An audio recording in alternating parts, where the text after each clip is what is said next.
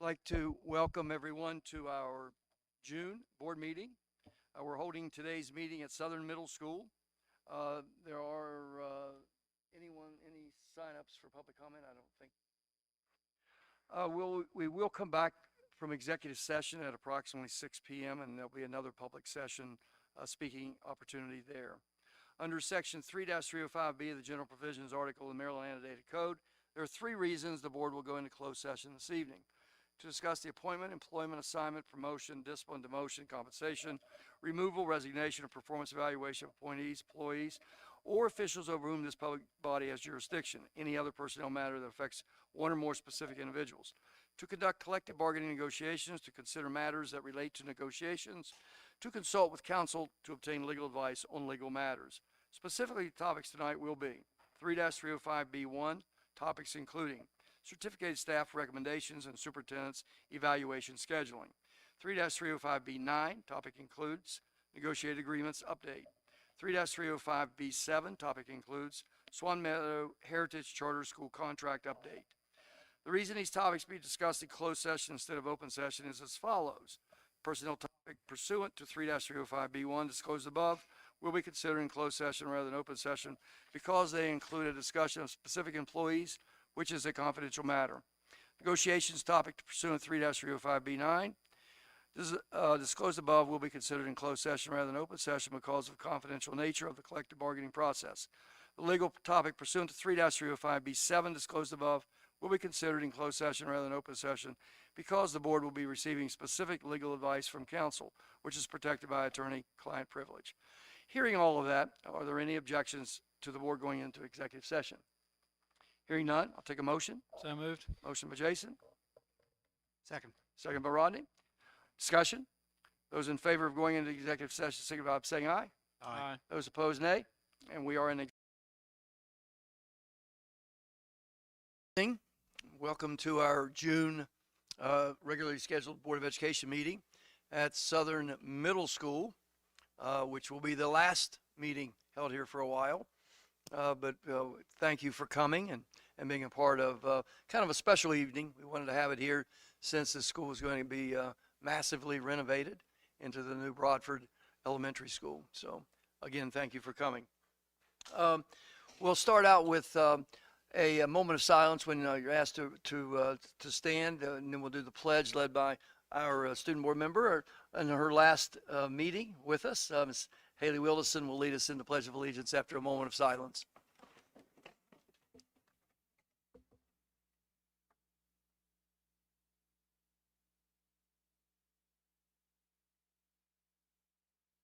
Pledge allegiance to the flag of the United States of America and to the republic for which it stands, one nation, under God, indivisible, with liberty and justice for all. Thank you.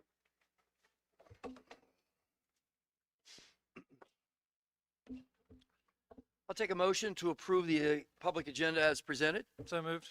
So moved by Jason. Second. Second by Sadie. Discussion. Those in favor of the agenda as presented signify by saying aye. Aye. Those opposed, nay. And the agenda is approved. The approval of the consent agenda, motion as such. So moved. So moved by Rodney. Second. Seconded by Jason. All those in favor of the consent agenda signify by saying aye. Aye. Opposed, nay. And the consent agenda is approved. Closed session summaries and announcements are on our website. We certainly encourage each of you to look at those. If you have questions about things that are going on in the school system, Mr. Green does a great job keeping those things up to date on a daily basis, so I certainly encourage you to look at those. We do have three very important recognitions tonight that we would like to do, and the first one is our National Board Certified Teachers, which we are so extremely proud of the number of those folks who will go through that very difficult task to get that honor. And I'm going to ask Ms. Lillard to make that presentation. Okay. National Board Certification is a professional certification available in education and provides numerous benefits to teachers, students, and schools. It was designed to develop, retain, and recognize accomplished teachers and to generate ongoing improvement in schools nationwide. The founding mission of the National Board is to advance the quality of teaching and learning by maintaining high and rigorous standards for what accomplished teachers should know and be able to do, providing a national voluntary system certifying teachers who meet these standards, and advocating related to educational reforms to integrate national board certification into American education and to capitalize on the expertise of the national board certified teachers. Recognized as the gold standard in teacher certification, the National Board believes higher standards for teachers means better learning for students. Candidates must demonstrate advanced knowledge, skills, and practice in their individual certificate area by completing 4 components: 3 portfolio entries and a computer-based assessment. Since 2000, Garrett County Public Schools has had 29 teachers who have obtained National Board certification status. Currently, there are 19 educators that hold a National Board certificate in our school system. Okay. Have them come up here, or? You go. I'll hand them across to you.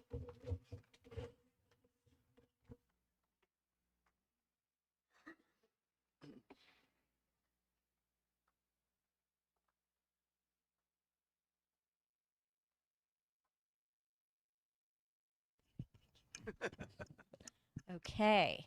The board will recognize the following teachers for recently achieving National Board certification. The first person is Miss Debbie Beachy. She is in music, early and middle childhood, music teacher at Accident and Friendsville Elementary School.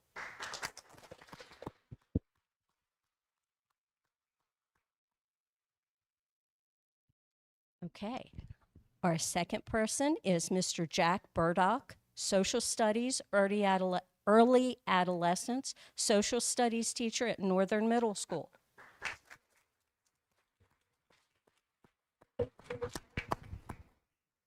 The third person is Miss Carrie Hortabay, generalist, middle childhood, 3rd grade teacher at Crellin Elementary School.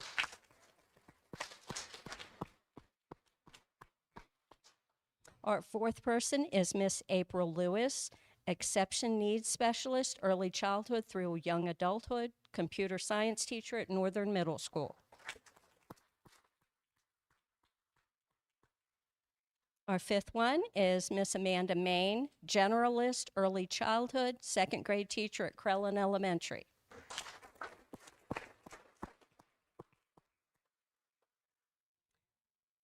Our sixth person is Miss Jennifer Parks, mathematics, early adolescence, math teacher at Southern Middle School.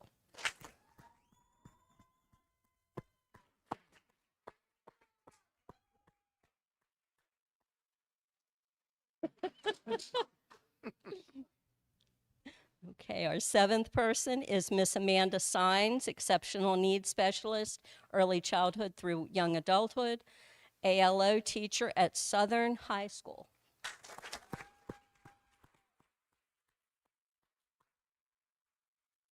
Number 8 is Miss Jennifer Terrio, English Language Arts, Adolescence and Young Adulthood, ELA teacher at Northern High School.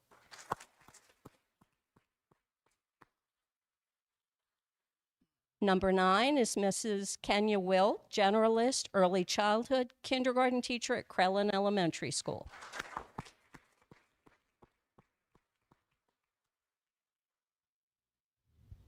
And number 10 is Mr. Zach Troutwine, career and technical education teacher at Northern Middle School.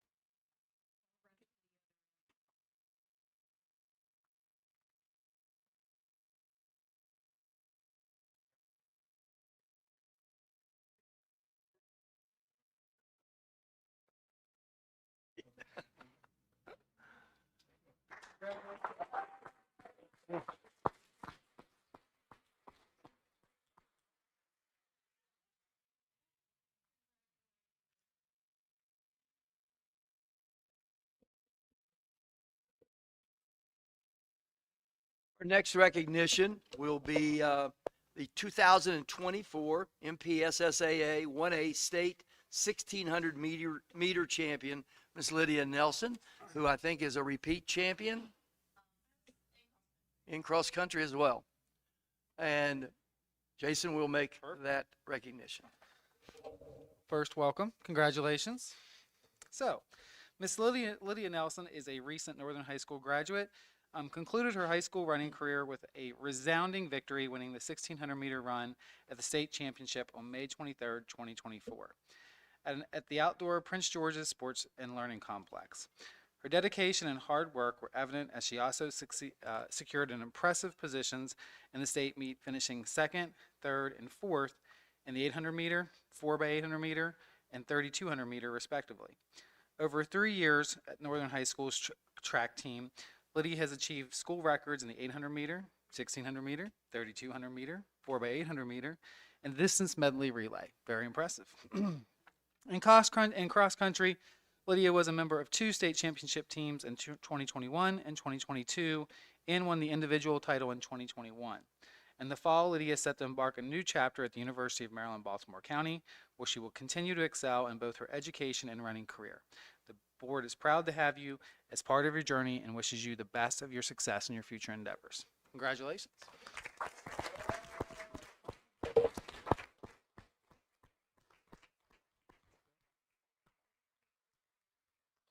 I didn't see anyone either. Yeah. It's also important to note that I know Dr. McCartney and I went to Northern Awards Day, and every award they would say, and that award goes to Lydia Nelson, and that award goes to Lydia Nelson, and that scholarship goes to Lydia Nelson. So congratulations, Lydia. Great career there.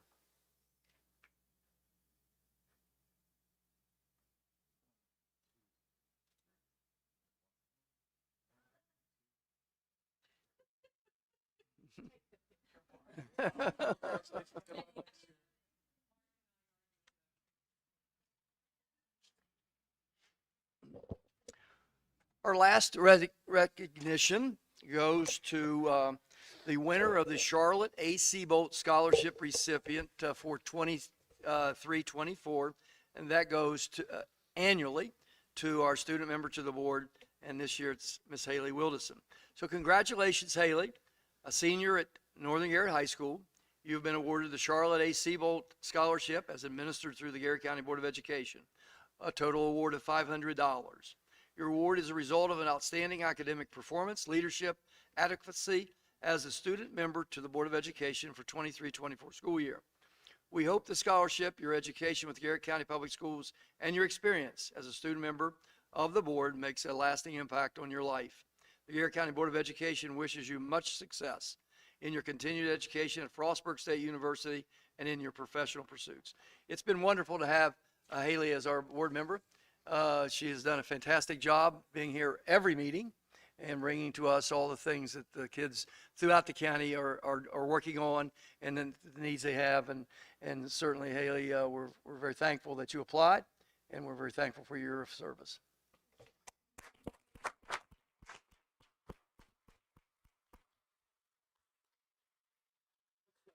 All board members would come up, picture with Haley.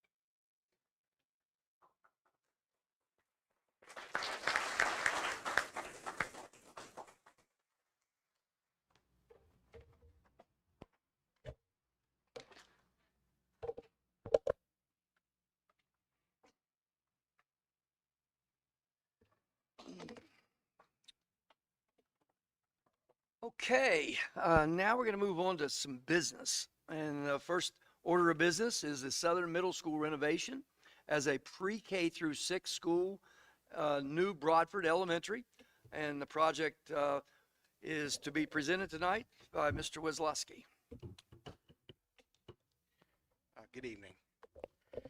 Normally when I'm here for a project award, I'm here for about a minute or less. And we kind of get through the business and get the project awarded. But tonight's a little bit special. This is a definite milestone in Garrett County Public Schools. A capital improvement project of this size is generational. And a lot of work and team effort went into this project, and I'll be sure to thank and acknowledge those people as we go through this brief little presentation. I do want to start, and let's talk about Southern Middle School. The doors opened 1976, 48 years. And in the role I sit with facilities, I can sit there and talk about the roofs and all the different things that happen under this roof and in between the walls in terms of the facility. But it's really what happens in terms of the instruction and the education in this building. And to take 48 years of that and try to do that in this brief presentation has been possible. I think this community, there's a lot of connections and good things that have tied back to this school. So I did put a little group together as a time capsule project under the direction of Dr. Sandy Rodenhaver, and she's here. And we have some items here that they're going to kind of just give you a brief on of what they selected to go in the time capsule that will be located somewhere at the new main entrance. Okay, so without further ado.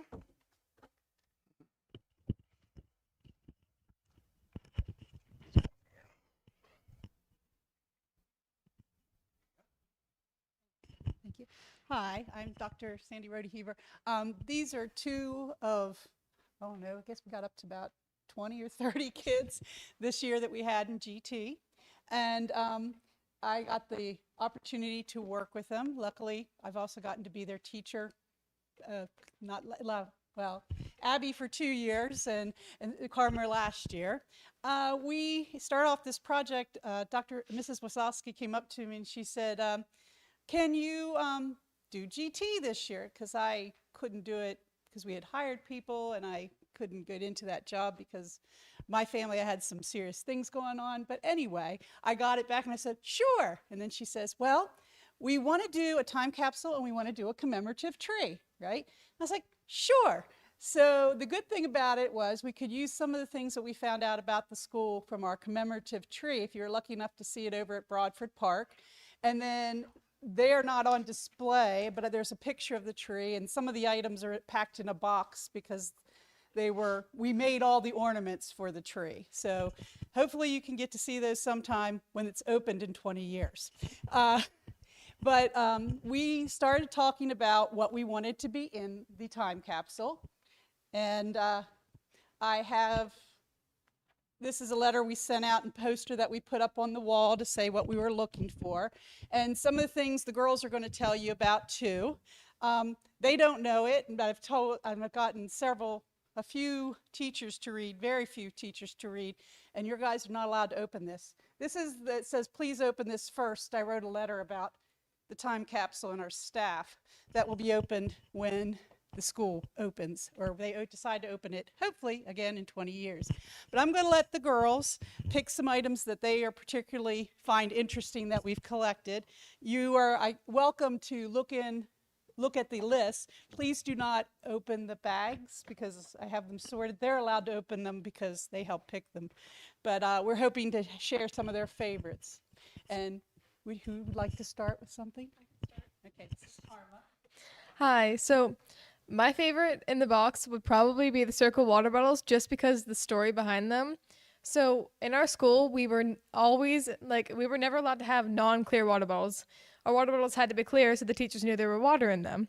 And then when circle water bottles came out, like at our local Walmart, kids raved about them because you could put a flavor pod in them without it being noticeable. So I don't know if any of the teachers caught on, but 90% of the students last year and still some this year had circle water bottles so they could have flavored water in class. And I think that's hilarious. that students found a slight way to abide past the water only rule. And I don't know if any students got their circle water bottle taken away or how many teachers caught on, but I thought that was really funny. And then another one of my favorite items, mostly because it's mine, but I have my Southern Rams volleyball hoodie here. I've done volleyball for 3 years, and this, I don't think there's any other like hoodies or like sports things, like sports like merch in here, but that was to represent like Southern middle school sports teams like soccer, football, volleyball. And then we also have like another one of my favorite items is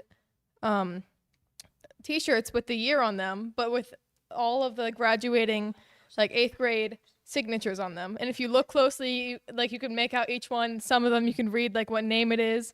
And I think it's really cool that you can see each different student represented on that shirt. Would you like to take over? Yes. So I really want to talk about is Mr.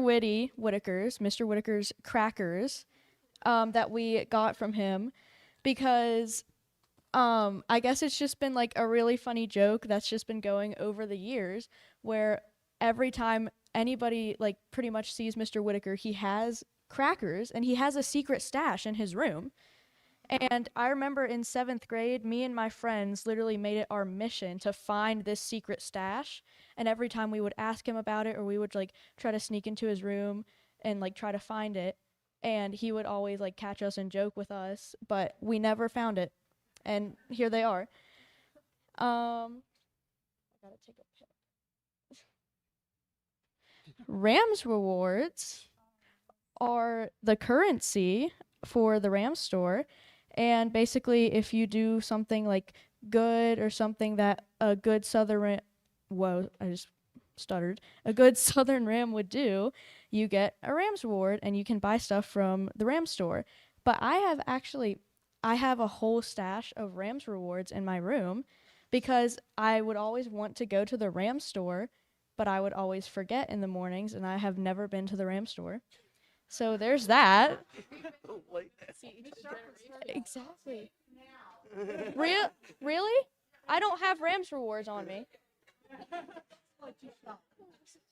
I would love to do that. Here is a Stanley water bottle. This is the fake one because we couldn't get a real Stanley because they cost a lot of money. But just a lot of people in the schools have them, and a lot of people on the internet like go on about them, and they're supposed to be like really good built cups, but we couldn't get a real one. So to accompany the fake one, we have photos of Stanleys. And they do come in all different sorts of colors, and they seem very sturdy. I do not have one, but you know. Here is the 2022-2023 yearbook. Oh wait, where is it? That's my favorite one.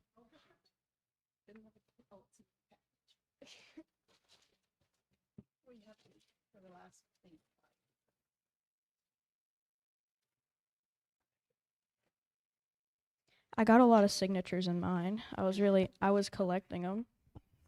But I don't really know what to say about this, but this is my favorite yearbook. It has like a lot of good pictures in it, and I'm in a lot of them because of like the Spirit Week and stuff. I went all out, and I had a great time. So, would you like to speak anymore?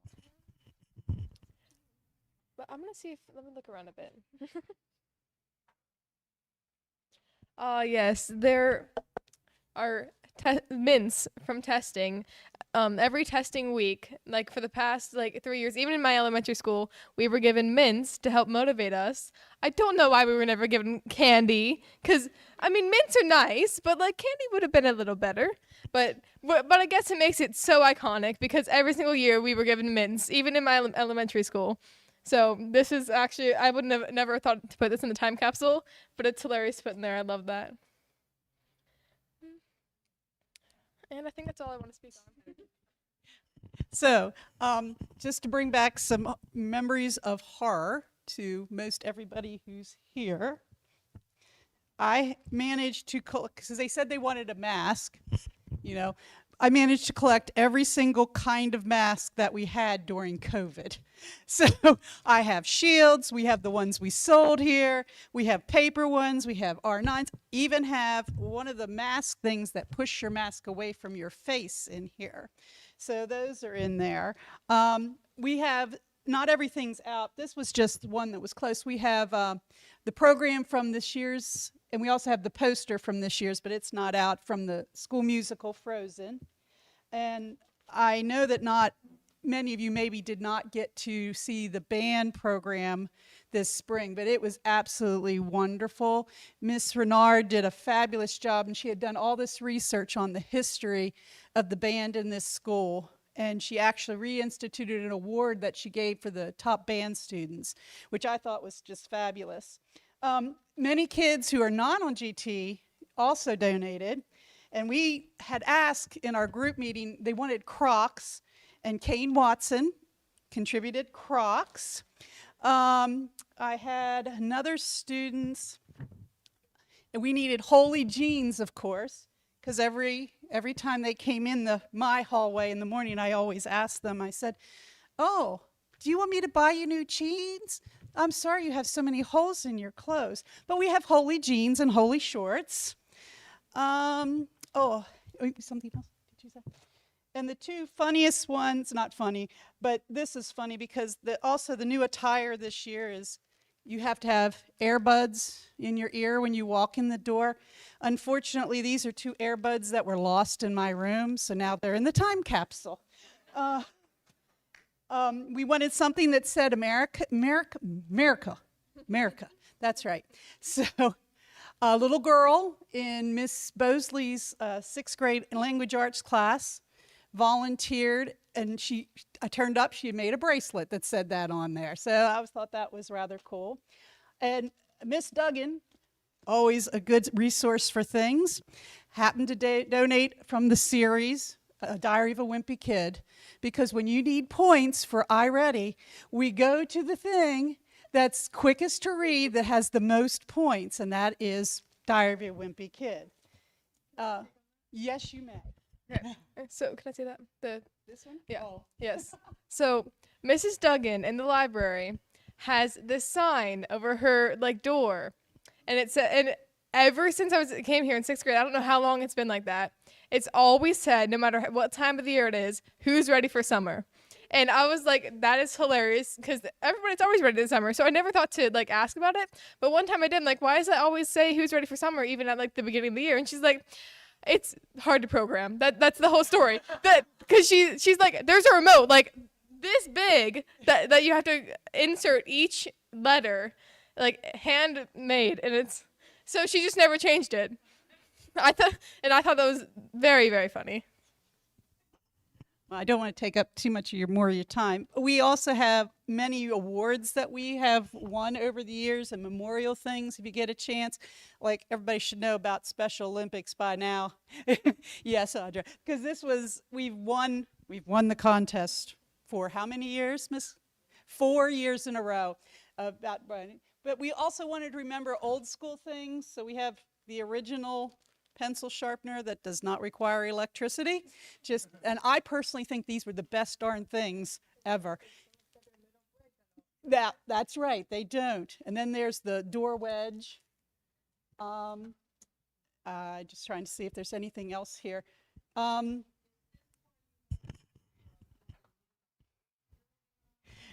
Yes, sorry, actually the box is not as big as you think. It's not yet. But anyway, thank you. I'm sorry. Thanks for putting up with us. We do have a lot of memories, and we get into this, and it's a fantastic group. Thank you. Thank you.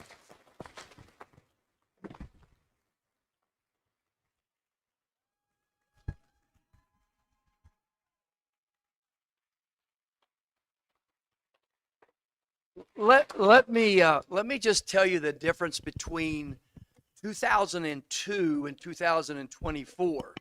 In 2002, I was the principal of Southern High School. Our 50-year celebration, we wanted to do a time capsule.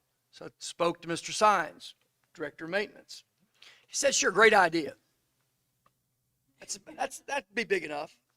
That's how big our time capsule is. So congratulations. Your director was much more liberal than my director. That's right. At this time, I'd like to acknowledge the Southern Middle staff that's here tonight. Thank them. Many of you were on the design team, or parts of the design team, and then this last couple, 3 days, a lot of us have got very close as we packed this building up and come to some understandings on some things, which I appreciate. But again, I'd like to acknowledge the staff under the leadership of Ms. Wesolowski here for Southern Middle. Please stand.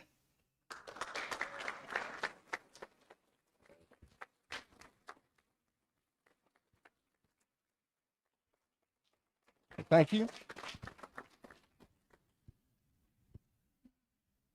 So now we'll transition to the next group who is here under the leadership of Rachel Wise, the principal of Broadford Elementary School. She has some of her staff and community here. When the project's done, as Mr. Wood said, it'll be the new Broadford School, and we will turn that building over, hopefully here in a year or so, to Miss Rachel Wise. So please stand and be acknowledged as the new leadership of Broadford. Okay. All right. Okay. Some other thank yous before we get on to the award. I need to definitely thank everybody who participated in the EdSpec design teams. Dr. Nicole Miller was very instrumental in putting that document together, along with the numerous other central office staff putting that together. We spent a lot of work and time doing that, and it was very successful. We've had a lot of community members who participated, whether it was in some of the public hearings we had or different things, and or just corresponded with me or the board members through email. But we did get a lot of good thoughts from the community about the project. Sitting in the rear, we have two of the bigger instrumental individuals in the room, and that would be our two county commissioners who are here tonight, Mr. Paul Edwards and Ryan Savage, for their support. This project is absolutely not possible without their support and funding, or commitment to funding their portion of the project, and we definitely appreciate that as we go forward. I also like to thank, well, the ISC's not here, but they are really instrumental in getting this off the ground.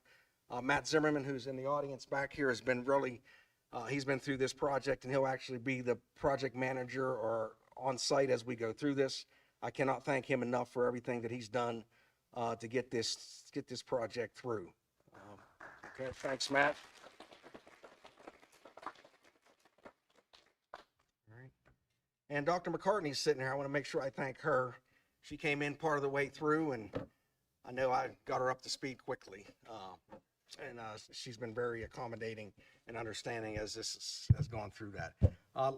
I have the Howard Shockey team here. He has a brief little presentation to kind of show us what the building, or just some of the things that will be within the building, and then I'll ask the ward, and then we'll move forward.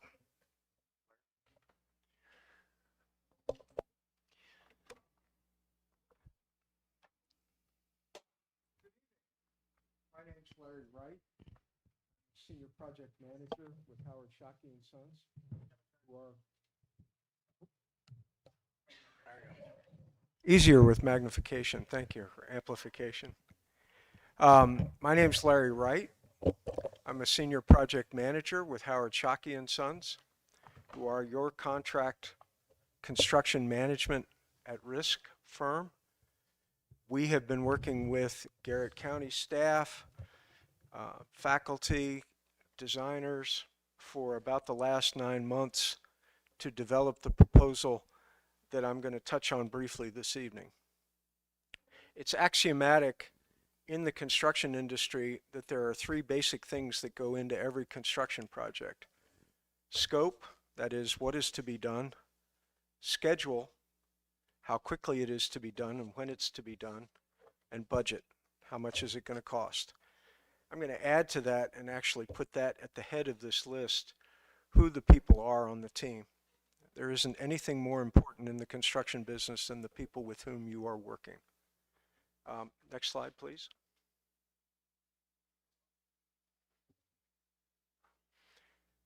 Great. So we've been working very closely with Rich's team and the designers who are BFM. We've been very lucky to have such a dedicated architect on the team. Those guys have worked extremely hard.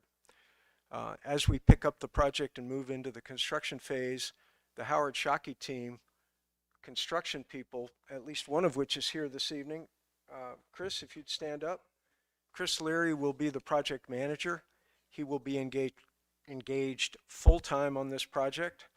Bobby Parsons, who will be your superintendent, on-site superintendent, is also full-time dedicated to the job. Unfortunately, he cannot be here this evening.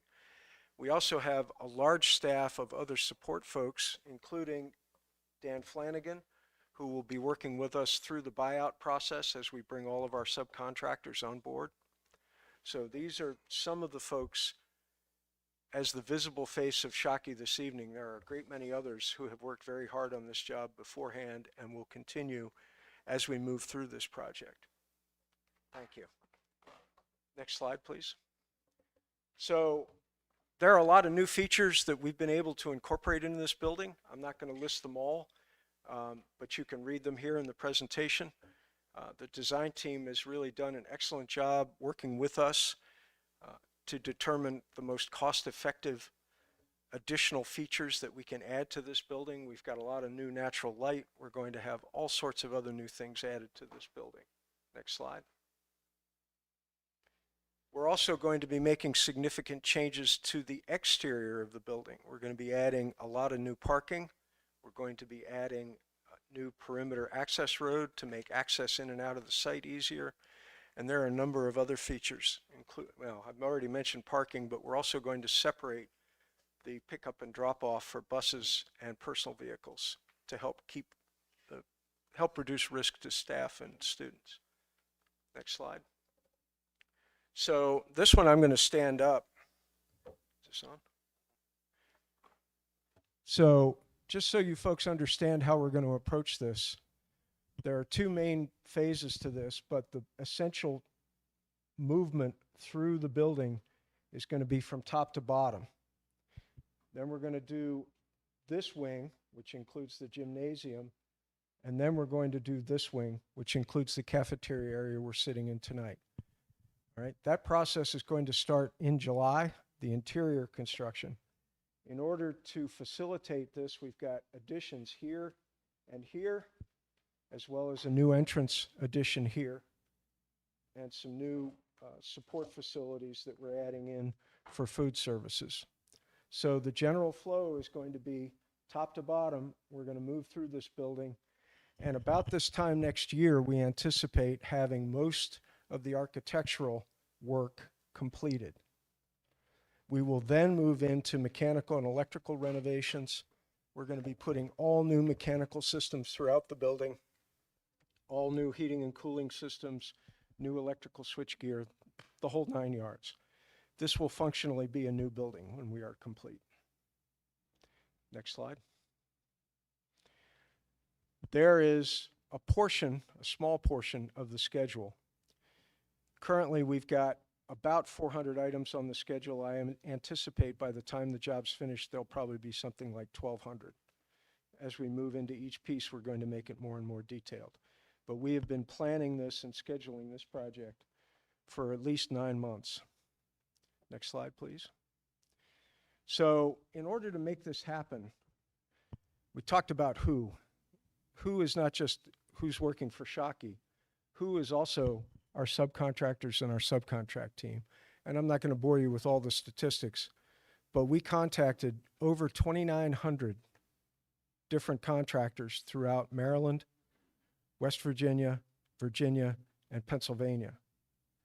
We had a number of outreach events, formal and informal. Every Shockey member was advised that we were looking for subcontractors active in this area, and we have recruited and solicited proposals from many of the folks that we were given, both by Garrett County and other folks. We've made we've made a very strong effort to try and recruit as many qualified local contractors as we can. And that's another point I want to make. Shockey has a formal qualification process. Every subcontractor with whom we subcontract is going to have to comply with those qualification requirements before we sign them up. And in certain cases, we're also including bonds, and we'll get into cost in a moment. Anyway, next slide, please. So Rich will talk to you a little bit about cost, but we have a formal proposal, which is an amendment to the existing construction management contract that we have that we'll be requesting approval for this evening.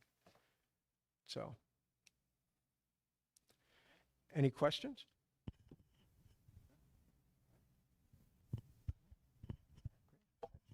We'll reserve our questions after we take action. We'll take a motion in a second, and we'll do questions afterwards. Okay.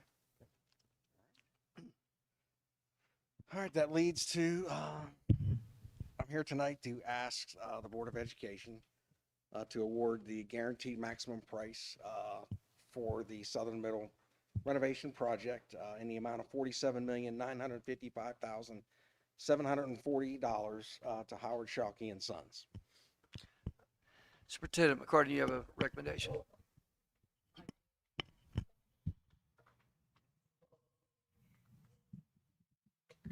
My recommendation is to approve the Howard Schalke and Sons contract for the guaranteed maximum price for the renovation and addition of Southern Middle School building into the new Broadford Elementary School as a pre-K to 6 school. Superintendent is recommending to the board that we accept the proposal as given by Mr. Wisłowski. Is there a motion? So moved. So moved by Jason, Second. seconded by Sadie. We can now have discussion. Questions? So the guaranteed maximum price amendment, that means the price of this building cannot exceed $47,955,000, and it could be less than that, sir. Yes. And we are working hard to make it less. Okay, great, thanks. That's all I. Sorry, Rich, can you remind me, as far as timelines, what would be the earliest that we could have folks back in the building? We're looking at Christmas break of 25.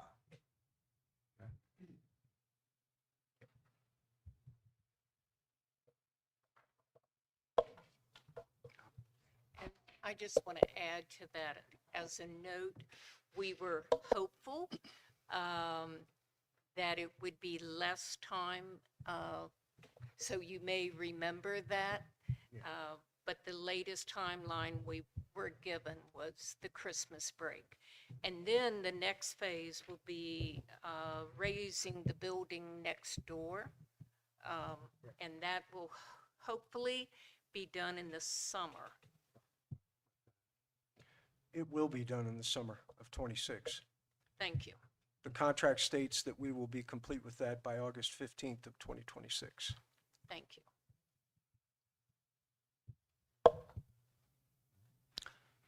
Other questions? Okay, we have a motion on the floor in a second to award to Schalke the guaranteed maximum price amendment to build renovate this building, to turn it into a new Broadford Elementary School at the price of $47,955,740. That is the motion. All those in favor signify by saying aye. Aye. Aye. Those opposed, nay. And it is unanimous.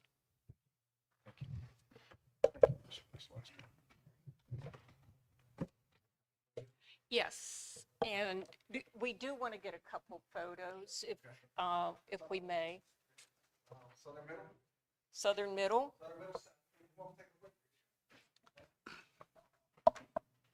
Come on, Southern Middle staff. Bill Janoski. You don't want it? Yeah. Yeah, that's fine. There you go.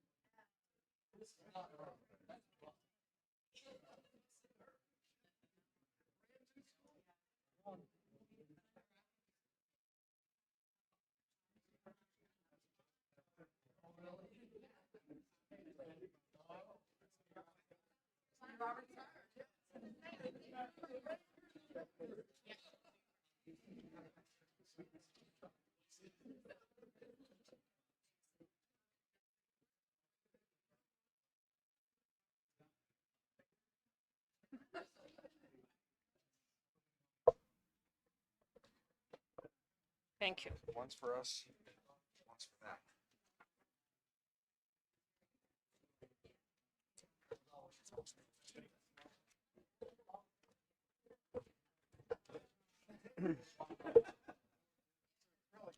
Mr. Woods, Yes, ma'am. may I just say something real quick? Sure, you go right ahead. All right. Excuse me. Wait. I'm breaking all agenda rules. But we did a lot of thank yous as we were going through this.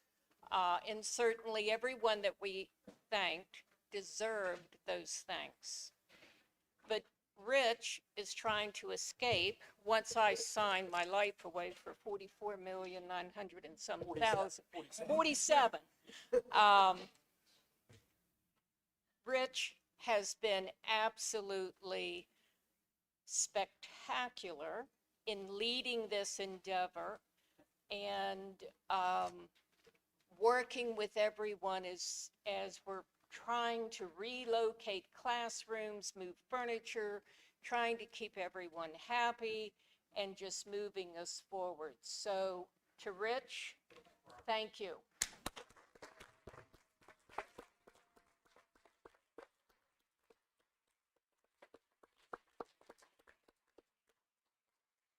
And that was great fun to embarrass him. You know, I really messed up. Karen told me to be sure to tell everybody that we have snacks, but everybody left. So, so sure you could go over and get some. Also, there are T-shirts they wanted us to get rid of. The only bad part is they're all double extra large. So if you want a double extra large T-shirt, take as many as you want. They wanted us to get rid of all of them. So, Rich, certainly on behalf of the board, I don't know what we'd do without you. I guess we'll learn pretty soon, but I don't know what we'd do without you. But Don't go down that road. but thank you for all your work. Okay, we have a gentleman who has waited very patiently for us to introduce him. He is Milton Nagel, and he is the executive director of the Maryland Association of Boards of Education. And he has, I guess, made a promise to yourself that you'd like to visit all the boards of education in all the counties throughout the state of Maryland. And we ask that he wait till the snow stopped. Usually stops 1st of June, so we're probably pretty good.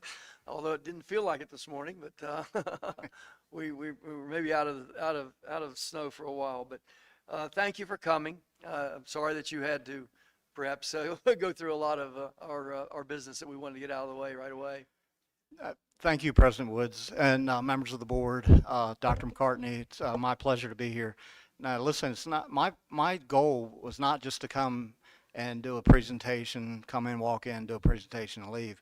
It helps me to understand how school systems around the state work, because the better I understand it by sitting through some of this, I'm gonna qualify that by saying that when I am done here tonight, I'm probably gonna hit the road, but because it's quite a long drive, but it's important and it's good business, and what you just did is just monumental, and it shows the spirit of cooperation not only between the Board of Ed and the county government, but also internally with staff and with the community, because changing a school from an elementary school or from a middle school to an elementary school with as smooth as that just went is probably a record. because it could have gone, easily south a lot, and maybe there were, no doubt there's probably been some bumps in the road, but staff have navigated that successfully, and so I congratulate you and wish you the best of luck as you embark upon this the next 18 months or so to get to the finish line.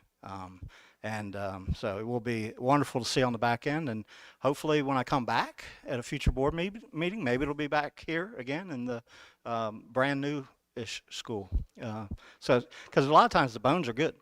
It's just it needs a refresh and it needs to be updated. And when it gets to be 40, 50 years old, it's time. So anyway, I have, a lot of information to share. Trust me, I've been, I've got my timer on. I'm going to stay within my limit. I had a good conversation this afternoon with Dr. McCartney, and she told me about her 5-slide rule for staff. And I am in serious violation of that with 24 slides. But a lot of this is here for your information because I want you to understand the breadth and depth of what MABE does, just on a cursory basis. I'm going to skip through some of them because it's a lot of detailed information, but I certainly welcome you to reach out either through Dr. McCartney or staff or directly to me if you want more information on any of these things, or if you want me to come back out in a work session format or something and roll up the sleeves and talk about any of this to greater detail. But as I embarked upon my career here, my second career at MABE 3 years ago, and then last year taking the role as executive director, I've always said I don't want to rest on the laurels of assuming that MABE is in a good place. I want to make sure that board members across the state understand and appreciate and value what MABE does, because you have a line item in your budget for dues, and we want to make sure that you see value in that. And if you don't, what can we do to fix it? And what are we doing, and how do we need to change? Because we need to be attentive to what you need that's going to make you better board members. So real quickly, and I'm going to flip through it. You can flip through it. Assume you have it on your computer. You have a handout on to page 2. And the mission, I've highlighted that. And it's to support local governments. And how do we do that? Through professional development for board members, advocacy. Advocacy is huge, and member services. And I'm going to spend some time talking about each of those. Professional development, I'll talk about in greater depth later in the presentation. Advocacy as well, I'm going to talk about that because most of that's in Annapolis, state level advocacy. We also do federal advocacy. Legal and policy, that's LSA, Legal Services Association, where we follow court cases both locally, regionally, state level, and nationally that have an impact on school districts, and we want to make sure we get briefs out so that boards understand the ramifications of court decisions to the governance of local school districts. And insurance programs. And talking about some of the insurance programs, that's where services come in. And so since the late 80s, we've had a group insurance pool, which is a property casualty insurance program. It's not commercial insurance. We collectively bring school districts together to self-insure a lot of lines of coverage. Garrett County participates in the group insurance pool. It's effectively run, efficiently run, and the beauty of how the pool and the workers' comp fund, of which Garrett is also a member, is that every Board of Ed, there's 19 in the group insurance pool, 17 of the 24 in the work comp fund. Everybody has a seat at the table. Everybody has the same vote. So Garrett County's vote is the same vote as Howard County's vote or Baltimore County's vote. It doesn't, the larger school districts don't get a larger vote or, more of a share of the vote. And it's effectively run and it's owned by the members. So if there are gains at the end of the year, surplus funds, those surplus funds, the trustees decide what to do with that, whether to reinvest it for future losses or to return money back to the members. Never do surpluses go to corporate shareholders because it's not a publicly traded company, or to pay for high executive salaries because we don't have those. We also have an investment trust for other post-employment benefits, of which 9 school systems participate. And I skipped, but we also have we manage a health insurance alliance, which is 7 school districts on the Eastern Shore of Maryland. From the innovation side of the house, a few years ago, the General Assembly passed a new piece of legislation called the Time to Care Act, which will require at some point in the future all employers in Maryland, including government employers, to provide paid time leave off for certain family-related instances. It's in essence the state version of FMLA, the Family Medical Leave Act. And when that came out, a few of us were talking, and we're like, wow, this is going to be a big ask. This is going to be a lot of work on school districts to try to get their hands around how to implement this, because it is huge. And so I worked with our independent consultants that help us on the insurance side, and said, hey, you think we can come together and pull this together, in essence, create another entity. And it started to catch wind a little bit. And I reached across the aisle and talked to MACO to discover their interest. And then MML, Maryland Municipal League, kind of got interested in it. Long story short, we have a collaborative to group purchase the insurance associated with the Time to Care Act of 104 governmental entities in Maryland, which includes all 24 boards of education. So quite proud of that. I did give you an update and timeline. It's been the Maryland Time to Care Act legislation has been amended in 2 subsequent General Assemblies. Most recently, it's been deferred to effective date of 7/1/26, which means that it's not going to hit your books until FY27. The other thing that I want to talk briefly about on the innovative side, prior to coming to MABE, I spent 30 years in Caroline County as first a comptroller, then as chief operating officer, assistant superintendent, and actually interim superintendent for a year. I actually got to sit in that seat because the board was very desperate. But that's when you laugh. That's when you're supposed to laugh. It's a little color. Make sure you're paying attention when you're awake. In 1990, and that started in 92. In 95, we created that ESMAC Health Insurance Alliance. So 6 school districts and 1 county government. And I was in from the ground level. And so since 95, coming up on the 30-year anniversary of that, I have seen healthcare, the costs be the single largest increasing line item in everybody's budget. At the same time, I've seen plan designs remain pretty unchanged. We haven't increased the level of benefits that we're providing, but costs continue to far outpace any other line item. It is arguably the single biggest blank check that you write every month. You don't know how much it's going to cost until the costs come in. And so my fear is, at what point does that break? At what point is it no longer sustainable? And at what point do boards have to make really tough decisions about the level of benefits they provide staff? And so my goal is to see what innovative ways are out there to try to slow that trend down and fix some of those variable costs and make it more sustainable to offer those rich benefits, because that rich benefit structure is a recruitment tool and a retention tool, and if you lose it, you lose that very important recruitment and retention tool. So we've come up with some innovative solutions that are contained within these pages. I call them tools in the toolbox.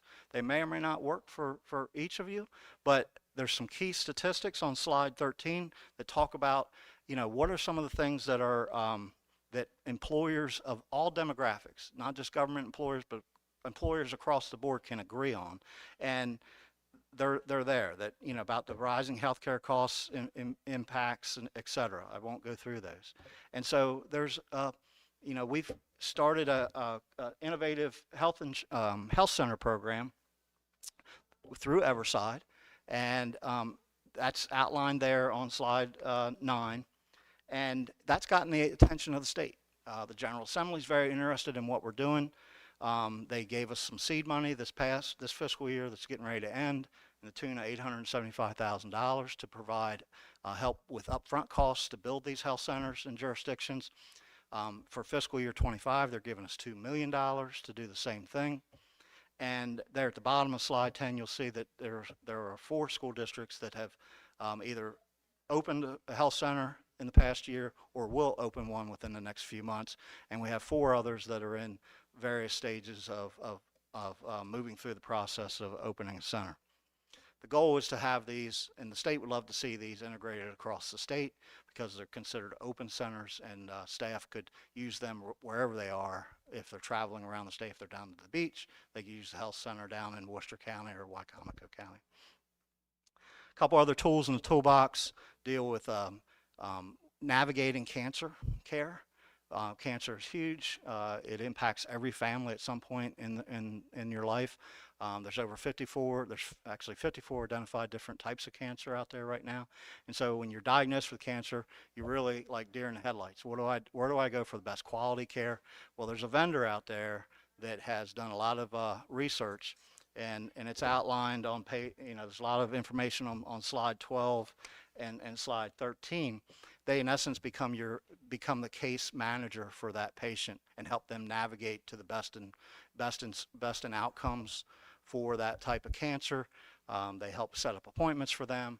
They help them to translate medical terminology into plain English, and they stay with them throughout their journey as they battle that whatever type of cancer that they have. The other high cost driver that's out there right now are your very complex surgeries, joint replacements, organ transplants, etc. Maryland is a fixed fee state, but there's the ability, Maryland allows for complex procedures to be what's called bundled. That is a provider like Johns Hopkins. They're very good at certain procedures. If they were willing to say, we're going to fix the price for this procedure if you send your patients to this facility to have that, because cost overruns come post-op. A lot of cost overruns come with post-operation readmittance, et cetera. If it's a way to control spend. There's some real life examples out there of cost overruns that really help break the bank when it comes to medical spend. Again, tools in the toolbox. Talk to staff. We had a meeting today with Jane and Gloria on the pool and the fund, but we also, I couldn't help but get on my soapbox and talk about health insurance, and we had a good conversation. So there are a lot of ears there. So professional development, switching gears.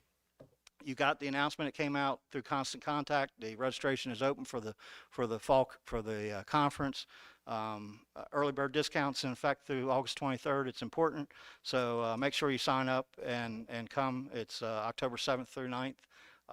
There's also a number of board service training opportunities still available, and I've listed them on page 16. We're going to do a survey later this year. Hopefully later this summer, early fall, to all board members, because board service academy attendance is down, and I want to know why. What can we do to fix it? Because that's not acceptable for me. It's not, I think we just repeat, and so we need to change that, and we want your honest opinions, because again, we're here for you. And then the other thing that we do through board service is a number of, we offer as part of your dues membership a retreat conducted by Molly Young, our board service director. She can come out and meet with you guys and do a retreat on any one of the topics listed there on page 17. Advocacy, again, I touched on this in the beginning.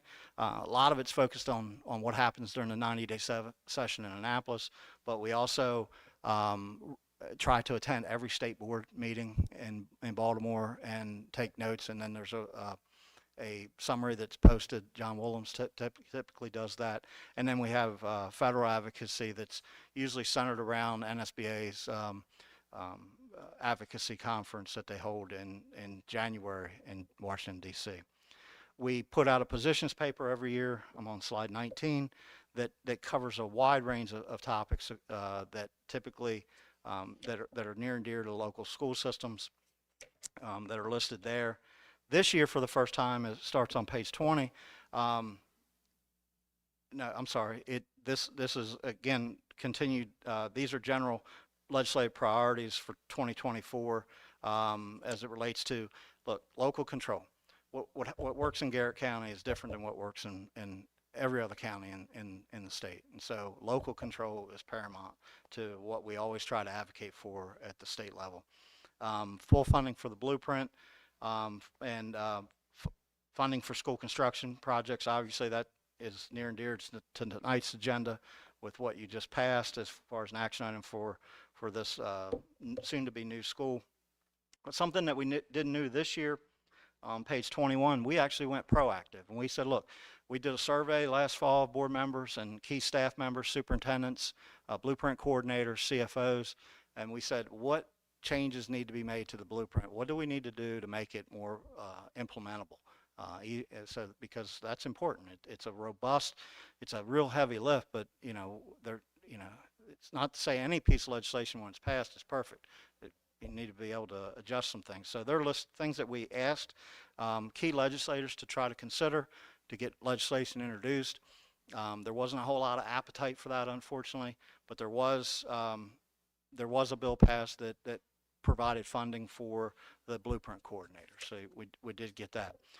What's not in your slide deck that I'm going to send separately to your superintendent and she'll send out to you. There is a piece of legislation that does impact you, and it comes in the form of blueprint leadership training. House Bill 1287 was passed, which says that state superintendent of schools, local superintendents of schools, chairs and vice chairs of each local board, and they encourage all board members to go through a training and so MSDE has released an RFP. Our friends at MSDE, and do you know what MSDE stands for? No, I won't. I'm on the mic, so I won't. No, I'll tell you later. So they, this is it's already taken effect. Took effect June 1. So I'm going to provide you with the slides so that you become more knowledgeable. But they want you to understand things like a method for organizing schools to achieve high performance, including building instructional leadership teams, implementing career ladders for teachers, overseeing teacher induction and mentoring systems, identify recruiting and retaining high quality and diverse school leaders, etc. Don't shoot the messenger. And I think, it could be a lot of redundancy because, it's as if board members haven't been knee deep in the water already with this blueprint. And it's probably on every board meeting agenda to some degree or another.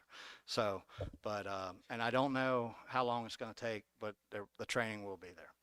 And then in the future, from my perspective, continue to stay engaged. That's why I'm here tonight. I care about what the yeoman's work that you do for little to no money.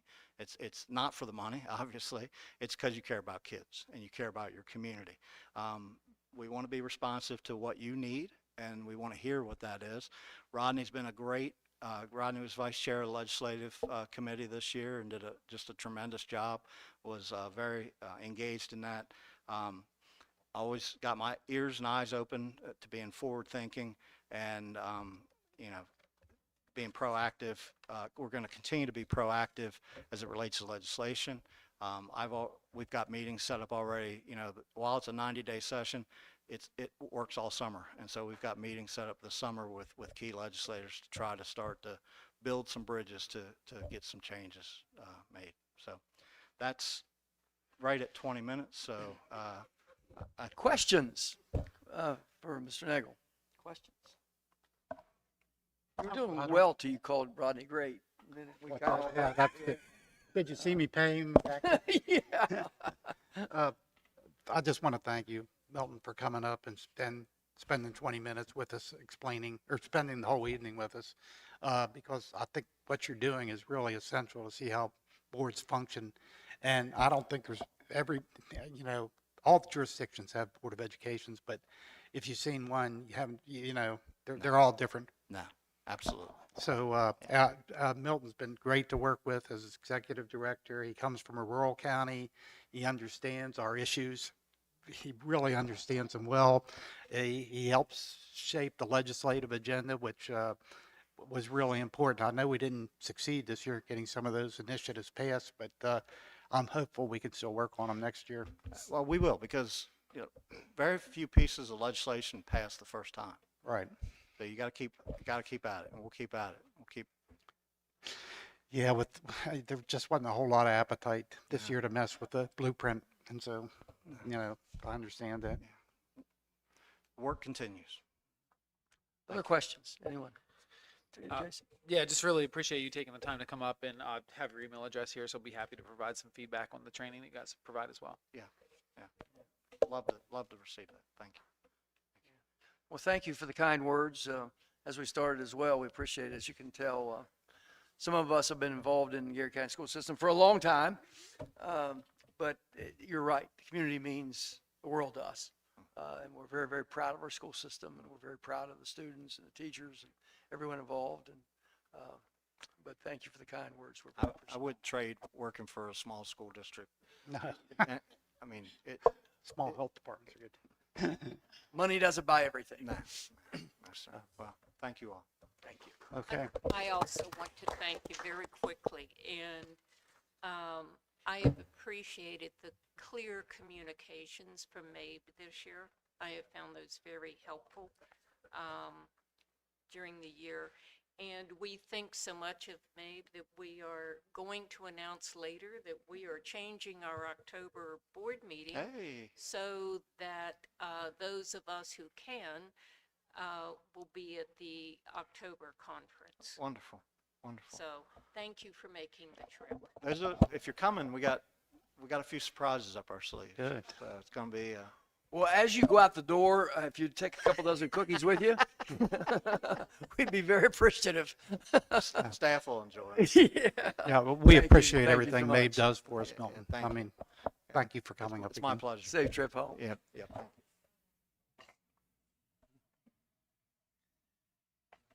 And it looks like Mr. Wazlowski is back. Yeah. Educational Facilities Like I Master told you, they were Plan. gonna hire. We did not have anyone who signed up for, to speak, public comment. So we'll bypass the public comment and move straight to Mr. Wazlowski. All right, you were provided a draft version of the 2024-25 Educational Facilities Master Plan. As you know, this is an annual thing that's required. This is an annual thing required by the IAC for submission. Very minimal changes. I identified them in a memo to you, and also they're identified and read in the book. Still waiting for some of the county data for the appendices. So as I get that, I'll update it for the final version in July. Okay. Questions about the educational master plan? Okay. Yeah, thank you so much for the way that you're doing that in terms of highlighting the changes Yeah. so that we don't have to read all 2,000 pages to find what the changes are. Not a, But we appreciate that very much. all right, not a problem. Thank you. Thank you. Special Education Staffing Plan by Dr. Mangus.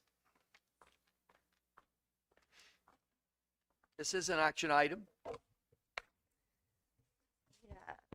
So, you will see, you guys have received the special education staffing plan projection for the 24-25 school year. When we talk about differences between last year's staffing plan and this year's staffing plan, of course, you're going to see Southern Middle School removed from that equation. You're going to see an increase of students at Bradford Elementary School accounting for the 6th grade being added, as well as an increase to the Southern High numbers. We did see some increases in our overall special education numbers this year due to transfers into our system as well as initial eligibilities. We do have a rather large preschool age group coming in from our infants and toddlers program this year. So that certainly accounts to some increases in the overall projections. When you look at some of the ratios for some of our schools, you are going to recognize that some of them are a little higher. Some of that can be attributed to part-time positions. So if we have a 50% intervention, 50% special education teacher, those ratios may be perceived a little bit higher as well. Of course, the lowest ratios are at our elementary schools where we have our ALO programs, which is our regional programs for special education students on alternate standards. So any questions? Well, first of all, a recommendation from Superintendent. My recommendation is to approve the recommended special education staff plan for the 2024-25 school. Okay, Superintendent's recommending that we adopt the staffing plan for 24-25. Is there a motion? So moved. So moved by Jason. Second. Second by Rodney. Questions? Yes. Can you explain a little bit? So, academic and speech only. So, speech only are those students that are in need of a speech pathologist? Correct. And how are we doing recruiting speech pathologists? Because I know it's been a struggle the last 3 years I've been on the board. Yeah, so we were fully staffed for a couple weeks and then we lost an SLP. So yes, we are continuing that process. I will say, as of now, all the services will be covered going into next school year with our full-time SLPs in conjunction with the SLPs we're contracting with. So we do have things in place to continue to recruit and retain our speech and language pathologists. But right now we are still looking for a full-time And SLP. are any of those therapies virtual? Yes. So last year we did put out a RFP for teleservices for speech and language pathology. We have been committed to in-person services as a primary. However, there are very effective models of speech and language therapies virtually. So that is something that I am completely open to as a next step if we're unable to recruit SLPs. And do they primarily, those models, have higher success rates with older students? Yeah, so generally, research shows that most of our students that have general articulation concerns or are older, language-based speech and language therapy, it's certainly more successful for. When we're looking at students with more significant disabilities, of course, those are our focus for in-person services. If we would ever need to move to that model, it certainly would be an individual basis decision, not like a overall, these schools are going to have teletherapy and these will have in-person. It would be made on an individual basis for that. And our struggle with retaining, recruiting speech pathologists, what do we think that blocker? Is it lack of qualified individuals in the area? Is it pay? Is it a combination of factors? Because we've kind of no fault to anyone, but it continues to be kind of a common factor as we move through year to year. And since we're talking about budget tonight, I guess my question is pay a concern of ours of why we can't attract and retain speech pathologists? Yeah. There is a national shortage of speech and language pathologists, so I don't think it is anything unique. I know it's not anything unique to Garrett County. This is something that we're constantly talking about in our state directors meetings as an area of concern as far as a need for those critical areas. We are also seeing that in areas such as vision, orientation and mobility, OT, PT. Of course, we contract those services, but it's still a critical area of need across the nation right now.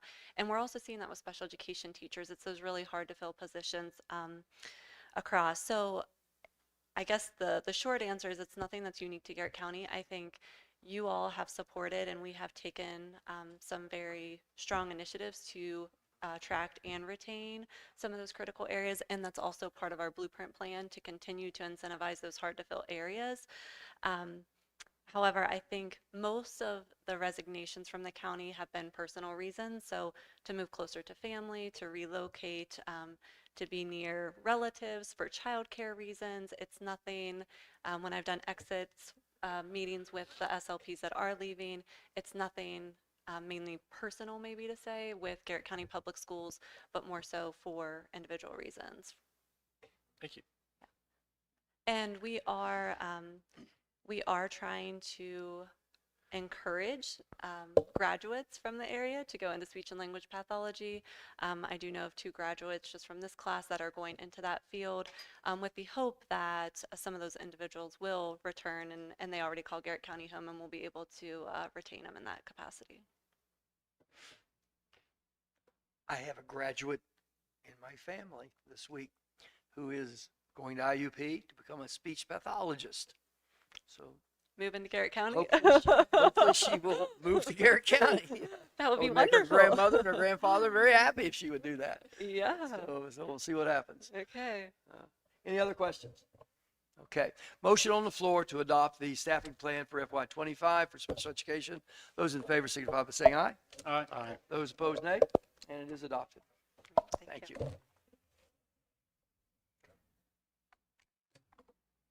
Okay, we've got Special Education Citizens Advisory Committee. This is just an update.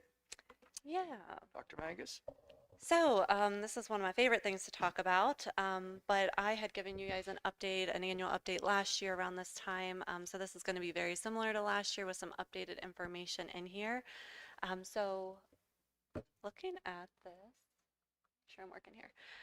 So if we go to the first slide here, CCAC is our Special Education Citizens Advisory Committee, and this group really focuses on bridging the gap between our community and our school system in advocating for individuals with disabilities.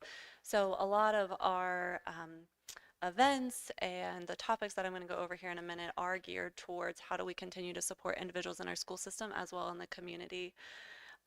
We do have trying to navigate too many things at once here. These are on slide 2, and I did abide by the 5-slide rule here this evening. But you will see kind of the 12 major topics that we discussed at our CCAC events this year. And really, one of the main focuses of this board, it was a state-established group, CCAC, through the Maryland State Department of Education.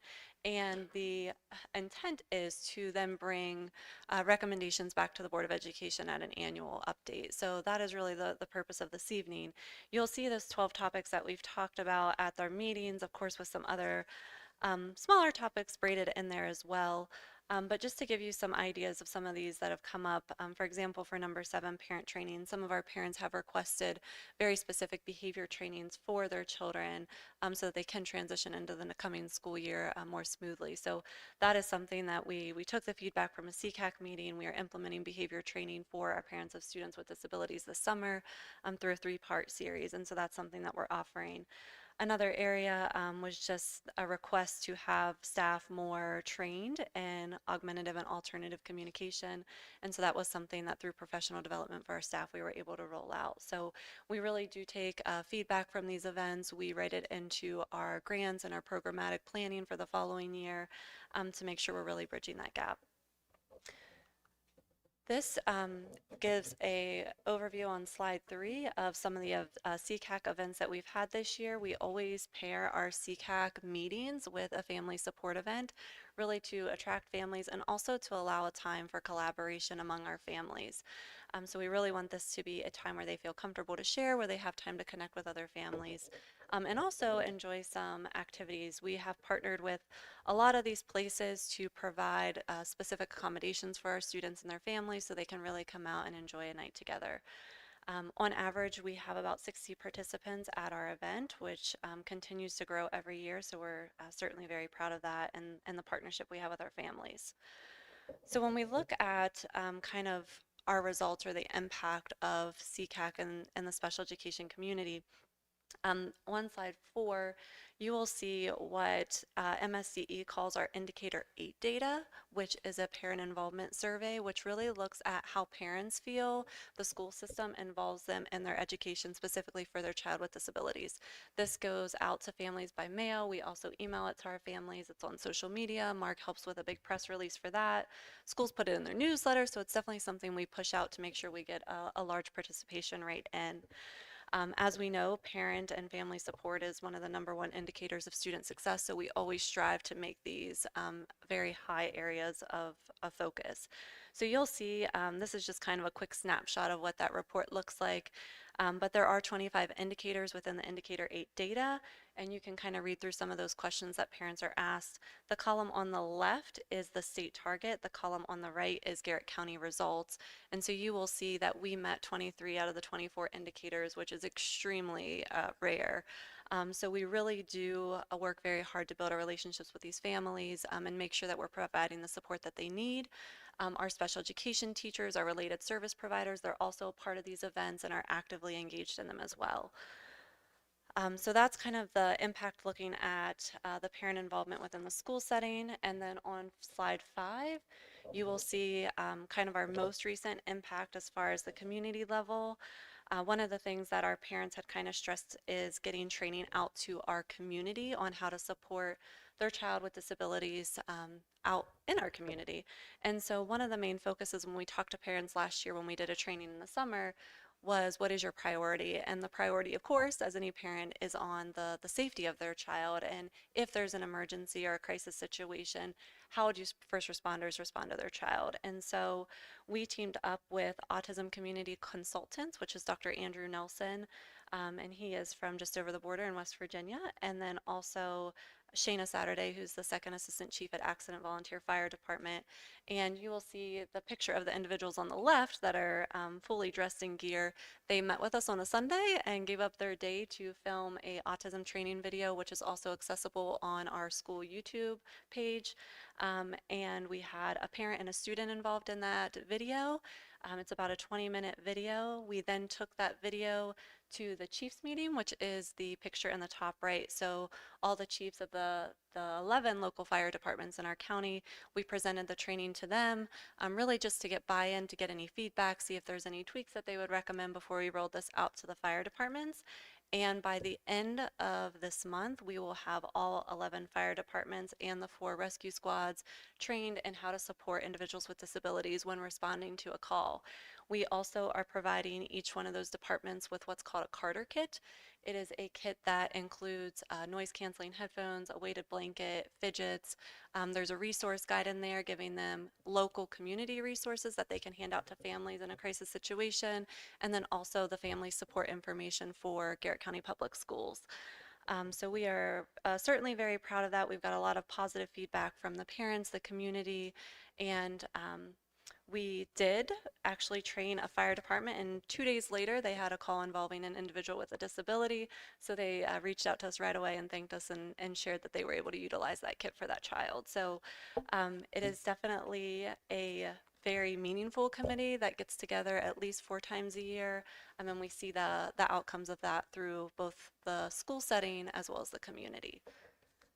So are there any questions? Questions?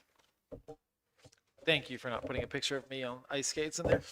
I had it in there, and I was like, he might get a little upset. But Mr. Van Sickle is very involved with CCAC and attends some of those meetings. So I got a very nice video and picture of him ice skating in December. If I could have Share that with. yeah, if I could have had one more slide, I would have put the whole video up there. There's a lot of great ideas that you shared with us, Yeah, really are. thank that you. The fire department thinks a great idea. Yes, yeah, it's been impactful. So Okay, thanks so much. yeah, thank you all. We did miss opportunity for public comment as the individual wasn't real sure that she needed to sign up. Is it Catherine Maglione? Yes. Okay, come on up, Catherine. Garrett County Board of Education is pleased to receive comments and ideas from our public pertaining to the policies, procedures, and/or practices of the school system. We ask that comments be limited to a maximum time of 3 minutes per individual, unless otherwise considered by the board president. There will be no discussion or action taken at this meeting, but may be considered at a future meeting. Issues that are specific to individual employees should be referred to the immediate supervisor for appropriate consideration and review. Rude, slanderous, or threatening remarks or other behavior that is disruptive or interferes with the order of the meeting is not permitted. Topics excluded from public comment: individual personnel issues, comments identifying individual students or staff members, matters that are on appeal or may be appealed, topics for which the board schedules formal public hearings, and advertising or solicitation of projects and/or services. So with that said, the 3 minutes is yours. Thank you. I would actually like to just share my disappointment in the decision on the RIF that occurred at Yawglades Elementary School. And I would like very much to understand the risk mitigation plan that has been put in place, given the negative consequences that I see occurring due to the positions that were eliminated there. I would like to understand how the position of assistant principal, the gifted and talented teacher position, as well as the severe reduction in hours for our behavioral counselor was determined. From my point of view, it would appear that the sacrifice was made, that these positions were deemed non-essential, even given the tremendous strides Yawglades has made, that these positions were deemed non-essential at the detriment of our students there, as a financial contribution to maintaining Swan Meadow staying open and Route 40 staying open when that decision was made to keep them open and not close them. So my background, the first thing I think of is risk mitigation plan. What is going to be done? How is it deemed that these positions were non-essential? And I see it as a huge detriment to our students and their ability to thrive and be successful. And I would like to see a risk mitigation plan in place that is addressing all those instances. Thank you. Thank you.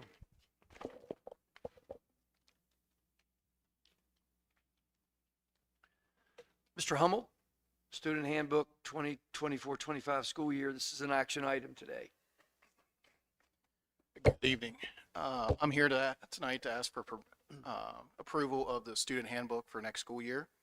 I came last month and provided you the updates.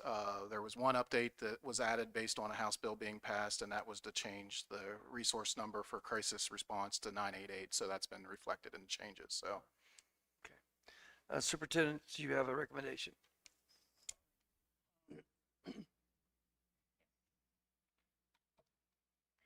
My recommendation is to approve the student handbook for next school year. Okay, the recommendation by the superintendent to approve the student handbook for 2024 as presented to us with a couple of revisions. Is there a motion? Make a motion to. Motion by Rodney, Second. second by Sadie. Discussion? Questions? Big undertaking. Thank you. I've been on that committee many times in my teaching career. And I know how hard it is to go through there and update all the new things that are going on every school year. So, well, I did want to mention, I've told Dr. McCartney and Dr. Miller that at my last directors meeting, MSDE is looking at changing the discipline regulations, giving some updated guidance since it hasn't been done since 2014. So I will be part of that committee. Yeah. So no matter what's being said and done, I'll have a voice in that, but also we'll have the information to update our handbook moving forward as well. I forgot as I was reading through that thing how complicated it is. I can't read. It's very complicated. It is. Okay, we got a motion on the floor and a second to adopt the student handbook for 24-25. Those in favor signify by saying aye. Aye. Opposed, nay. And it is adopted. Thank you. Thank you. Grade 7 World History textbooks. Dr. Miller. Good evening. I'm here on behalf of Mrs. Moss, who did the first presentation for the World History Grade 7 textbook adoption at last month's meeting. Since then, it has been out for review. We received one comment, which was positive in line with the curriculum and the state framework. So I will leave it to Dr. McCartney to make a recommendation. So my recommendation is to approve the world history textbooks for grade 7 social studies classes. Okay, the superintendent's recommending that we adopt the grade 7 world history textbooks as presented to us last month. Motion as such. So moved. So moved by Jason. Second. Second by Rodney. Discussion. All those in favor of the grade 7 world history textbook as presented, signify by saying aye. Aye. Opposed, nay. It is unanimous. Thank you. Thank you. Elementary health instructional materials action item this evening. Ms. Ashby will make that presentation. Good evening. So with the health curriculum, we received 5 comments. I realize that you've had the opportunity to review the comments. 3 out of the 5 comments were supportive. A few had concerns about the sensitive materials. We have discussed and have a plan on how to address the sensitive materials. Staff will receive training and PD on the curriculum. Part of the training will have staff align the pages with the opt-out option in a separate location. This material will not be available with the rest of the curriculum. We will include these precautions to prevent unattended delivery of any sensitive materials that fall under the opt-out. GCPS respects the rights of our parents in our community to follow the procedure for student opt-out regarding instruction that is related to family life and human sexuality, objectives, and compliance with COMAR. The COMAR is in 13A. The local school system shall establish policies and procedures and guidelines for student opt-out regarding instruction related to family life and human sexuality objectives. I will leave it to Dr. McCartney to make a recommendation. So my recommendation is to approve Health Smart instructional materials for K through 5 for health education classes, including the opt-out provision for parents. Okay, the superintendent is recommending we adopt the Health Smart K-5 skills-based health education plan with the opt-out provision. Is there a motion? I make a motion. Motion by Sadie. Second? I'll second. Second by Rodney. Discussion, questions? I did have a couple. Sure. How will the opt-out work in terms of, let's say that you've got a class of 25 kids, Right. 10 opted out. So they will be provided different instructional things to do at that time, still health related, but in a different location. They may have to use academic intervention, or the principal can determine who will cover them. But it will not be like a punishment. That will not be the case for those students. And the parents will receive the opt-out 2 to 3 weeks prior to the lesson, and also it will go out at back to school nights for all the parents to understand how it will work. What happens if you don't get paperwork back? They are supposed to contact and call each parent and email. If they don't get it at that time, the child does not receive that instructional material. It's an automatic opt-out. Mhm. Yeah, we all read the 5 comments, and certainly I understand the comments by Me too. some families. It just doesn't fit what they feel should be in their public education domain. I understand that, but it is in our public education domain. Correct. It's state law, so it's something we have to do, and I think we have a plan to both teach what we're being told to teach and allow parents to say, no, I'd rather my son or daughter not hear that. And that's the best we can do. I don't know how we can do it any better than that. I agree, Mr. Wood. I don't know that I agree with the state's belief that 5th graders perhaps need to be taught some of the things they're being asked to teach. I don't know that I agree with that personally, but then again, it's what we have to do. So if I were a parent, I may opt out of that. That's right. And that's every parent's right and choice. Mhm. So I think our plan is excellent, personally. Any other questions? Okay, got a motion on the floor with a second to adopt the Health Smart K-5 skills-based health education plan with the opt-out provision. All those in favor signify by saying aye. Aye. Those opposed, nay. And it is unanimous.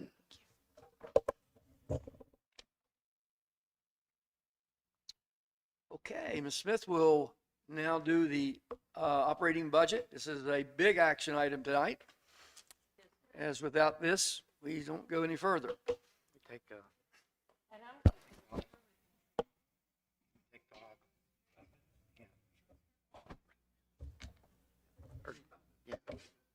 We're going to take a 5-minute recess. I'm sorry.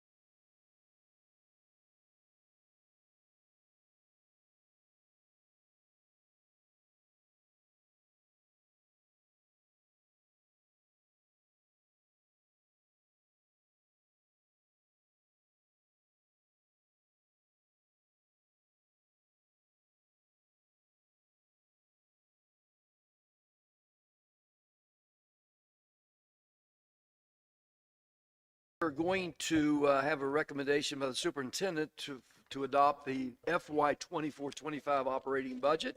We've all had it for a couple of months, and let me start by saying, Gloria, the way that you presented the budget to us this year, we have all discussed is outstanding. It really is truly outstanding. It allows us to much better understand what the budget's all about and what things will dictate the moves that we have to make during the school year. So that presentation is excellent. We're all very appreciative of it. And I know it's been a very difficult time for you, in that you're not an education person by trade. And it seems like the state wants to change the rules hourly. So it's been, I'm sure, a long process, and we're all very understanding of that. But we're very appreciative of the way that you presented it to us. Thank you very much. Dr. McCartney, do you have a recommendation? I do. Okay. I would recommend, this is a little strange, recommending approval of the superintendent's proposed annual operating budget for fiscal year 2025. Okay, the superintendent has asked us to approve her proposed recommended budget for FY 25. Is there a motion? So moved. So moved by Jason. Second. Second by Rodney. We can now have, do you want to make a presentation, or you just want us to ask questions? How do you want to do this? We've all had ample time to look at it, I think. So, questions? Go ahead. You're green up. So just a question, and I think I may have answered it, but make sure I'm clear. Okay. So it appeared to be a reduction in health services, but are we gaining that back with the blueprint funds for the school, Yes. for the nursing and everything else? Yes, the cut that you saw in the unrestricted is the movement of those nursing positions to the concentration of poverty. Okay, I just want to make sure It's that's just perfect. a swap, yes. All right, from thought that's what I saw, but wanted to make sure that. Absolutely, you're correct. Question? Was that true for the mental health services and the counseling services and the reduction that we saw in some of the schools? I believe there was some movement of that as well. You'll see a bigger increase too in our special ed. We increased those funds due to the increased students and the that Chelsea discussed in her presentation. So there was some movement in that area.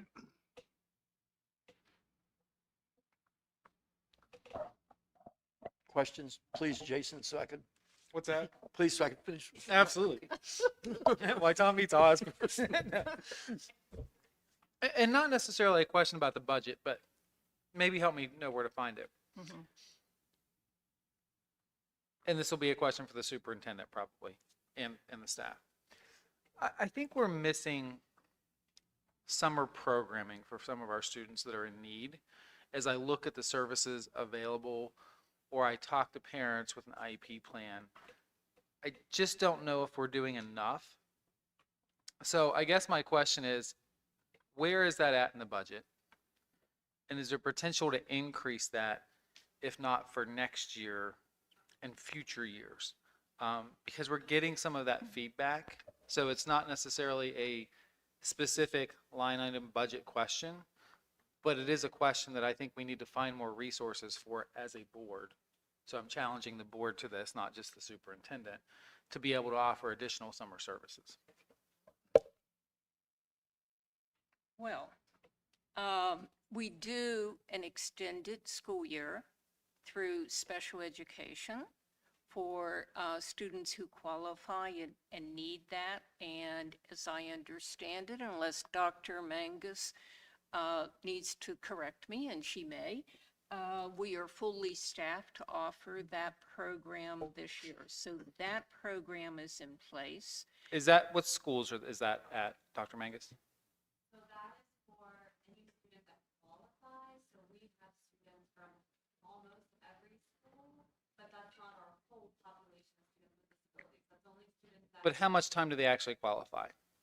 That is the. And I'm asking a very specific question because I have specific knowledge of the programs offered. So I guess my question is, I don't think it's not really a question. I don't think we're doing enough because some of our students are only getting, at least if my feedback is correct, 2 hours for 2 weeks over the summer, right? So if we're looking for the time period from the end of a school year to the beginning of the school year, that's not enough. So yes, we offer services, but are we offering enough services is my question. Go ahead, Dr. Hanks. Come on up. We certainly make that decision on an individual basis. And so for some students, it may, and keep in mind the eligibility for that is that they either A, show regression, we have data to support regression, or it's an emerging skill. So if we have a student that we have data to support that it's due to regression or an emerging skill, then we make that determination as a team as to what those services look like. That is completely based on the individual need of the student too. So for example, if the team feels that they need 4 30-minute sessions, then we might make that determination for one student, but we might have another student that requires 6 2-hour sessions. So it's really based on what the team feels the student needs in order to retain or maintain those skills. We also, not to kind of jump ahead, but through the community school model, that's part of the needs assessment. And so when we look at Yacklades Elementary. Correct. Now Yacklades, since they are a community school, they are doing some of that this year, but the others would be the following summer. And then just to add to that, so what services are available if I have a student that social emotional needs over the summer, maybe high physical needs from a conversation. Sorry, Mr. Woods, I'm going to steal a conversation that you and I had of a concern someone had, but just physical needs that maybe it's just a break for the parent, right? So is there anything we offer over the summer for that?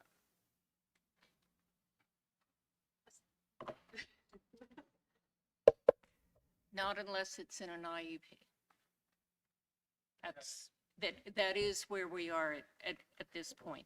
The And I'm only other- questioning, again, for the budget purpose, right? Because I think I feel that there is a need. Even 6 hours in an IEP over the summer, if you think of school ending the beginning of June and you're starting school back up after Labor Day, that's not a whole lot of time to play catch up or to get student closer to performing at grade level, right? So I think as I look at the budget, I didn't see it spelled out, right? I'm sure it's caught in a category, but it's a concern of mine that I think we probably need to look at moving additional funding to. That's great that it's in the community program for next summer, but we still have 2 schools that aren't in the community school program, right? That have students with needs also. So I think we need to look at more broader what's not caught or captured in the community school model. Yeah, I think what Jason is saying is something kind of has been discussed for maybe the whole year. And that one of the concerns that I'm sure everybody shares is the fact as we're trying to do better on our statewide testing, we have that gulf where kids just regress for the most part. And it has to do with the model that we use in our country. And we got used to having ESSER funds. Right. That we could have everything that we desired. And now we're never going to have those again, hopefully, because it means we could probably get a pandemic again. But I think we have to find a way in our budget next year, the following year, 26, FY 26. Is there more that we can do in the summer? I know we have credit recovery, which is Right, I was very gonna say, important. we have that at the high. Very important to have that. Yes. But if we're going to get better, I think we almost have to have programs in the summer to ensure that those kids who have fallen below catch up, because they're never going to catch up. You and I have been teachers with that. It's almost impossible once you fall so far behind. And what I can answer now is we will take that into consideration in the development of the next budget. There are other factors that we need to consider, and some of those factors are, do you capture the right students when you offer those programs, and how do you capture some of the students that we're discussing?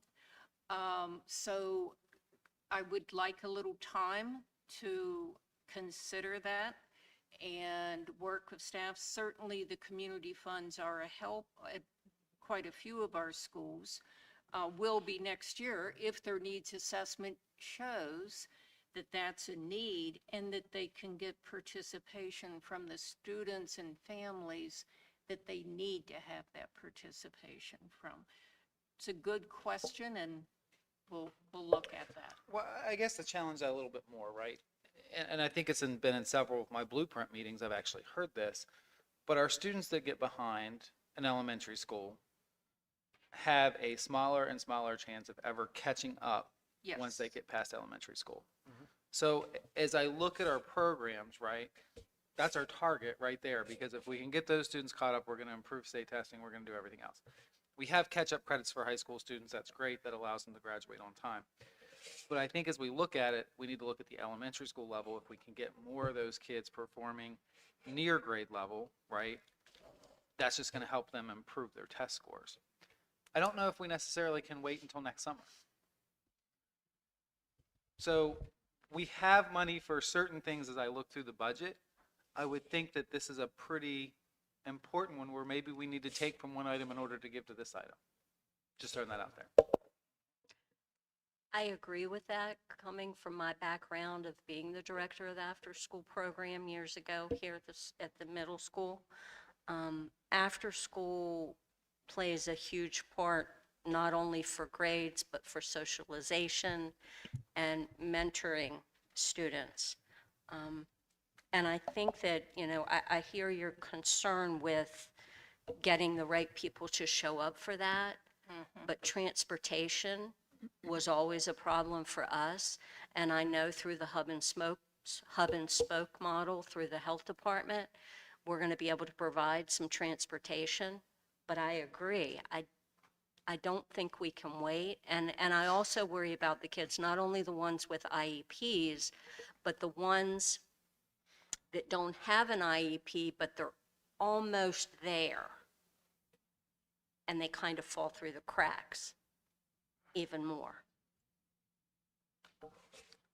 I think there is a buy-in by and large, by many families. When I listened, we had a virtual meeting for our Learning Beyond the Classroom bus with Ms. Ashby the other day. And the statistical information they gave us was incredible. The number of families that visited that bus and worked with the things that the bus had to offer.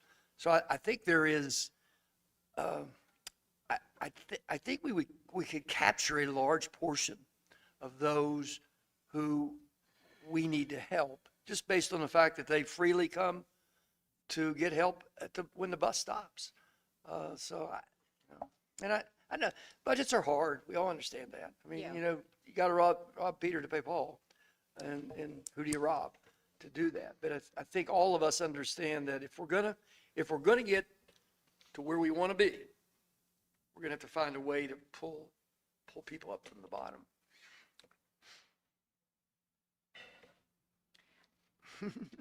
I'm hearing it very clearly. I understand what you're saying. We don't have a plan to do that this summer. And that creates a problem for us, even if we had the money. Well, you know, it does create a problem for us, sort of this late in the game, so to speak. Not saying it's insurmountable. Well, I guess But it is- a comment that I will say Yes. from the financial side of things. A budget is a tool, right? It is nothing more than a tool. You ask for reallocations all the time as we move through the year as a board. So I guess what I'm saying is if we're going to be a high-performing school system, we've got to learn to be more nimble. We can't say that we're tied to it because of a budget. If there's something we really want to do, then we need to take it from something else. It is a tool and money can be moved around as we've shown in the past. So I'm saying is the answer is not always no. It's always possible, and it can always be planned for. The budget is just a tool, whether it's passed or it's not passed tonight. If I may say, I was not clear. I did not mean not having a plan because of the budget. I agree with you. A budget needs to be nimble. We need to be nimble, and I understand that. When I said we don't have a plan, at this point, we don't have a plan for how to deliver or what we would need to deliver and who would be the deliverer of instruction this summer. We had used ESSER funds for a number of years.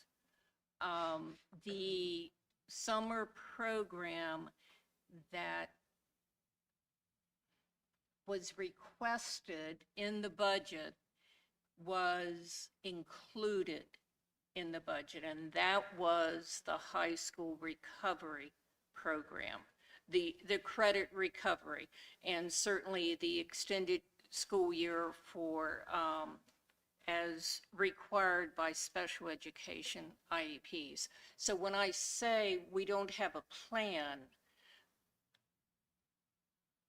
we just don't have a delivery of instruction plan with students identified, teachers identified, location identified, what materials do we need. All of that would build into your budget, which, you're right, need to be flexible with that budget. But that's what I mean, Mr. Van Sickle, by not having a plan. One more comment and then I'll stop, I promise. Okay. At least on this topic. Uh-oh. We have some of the brightest people that work for our school system I would put up against any county, as Me kudos too. to all of you. You have 2.5 months. With the right committee and the right will, you can make a lot happen. Just saying that. Thank you. Could I Point add well made and point well taken. When I think the gist that you're getting is, yes, Mr. Van Sickle will be leaving the board, but I'm sure he'll be a very volatile community member who will come and use his 3 minutes to speak. And but I think what we're trying to say is, sure, it's going to be difficult, and he knows that. We all know that. But I think it's safe to say that we next year will be looking for a program. Absolutely. We will be looking I hear that very clearly. And I am a planner. And I can be agile, but I just don't think I can be this agile that quickly. But there will be attention paid to it in next year's budget. And if I hate to give you even a little crease, but if I can work with staff and come up with some ideas of some things that we can do this summer, I'm agile enough with the budget to do that. You know, I'll speak for some people because I believe. I said to Dr. Mangus, you know, what do you need in special education? And to within an end. We're fortunate as 3 families to have 3 very successful charities, and we're always looking to help kids. You know, that's why we're in business, is to help kids.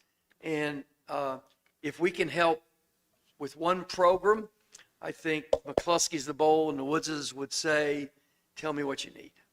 Yeah, I was going to say the same thing. We need to not just have a program for the schools. We need to look at outside resources that can, there's a lot of agencies and a lot of nonprofits that are interested in children. And Sadie brought up a good point, how important the after-school program was. But, you know, I'd encourage you to reach out to the LMB, to social services, to you know, there might be help out there to be had if we put the right committee together. And I've seen this happen in the past. Okay. So yeah. I can say that social services doesn't have any money this year yeah, they do. because the programs through the health department won't be having summer programming, I don't believe. that makes it more critical that we try to come up with innovative ways to do this, I think. I'll just make a comment in support of what Mr. Van Sickle was saying. My little brother's in special education, and I do think that those programs would be really important to look at. I know that the budget can cause some different shifting. Like last summer, he had speech therapy during the summer, but this year he can't due to some of those changes. So I do think looking in the future how you could support them during the summer is a really good idea. Well, Dr. Thank Miller, you. Dr. Miller, did you have a comment you wanted to make a minute ago?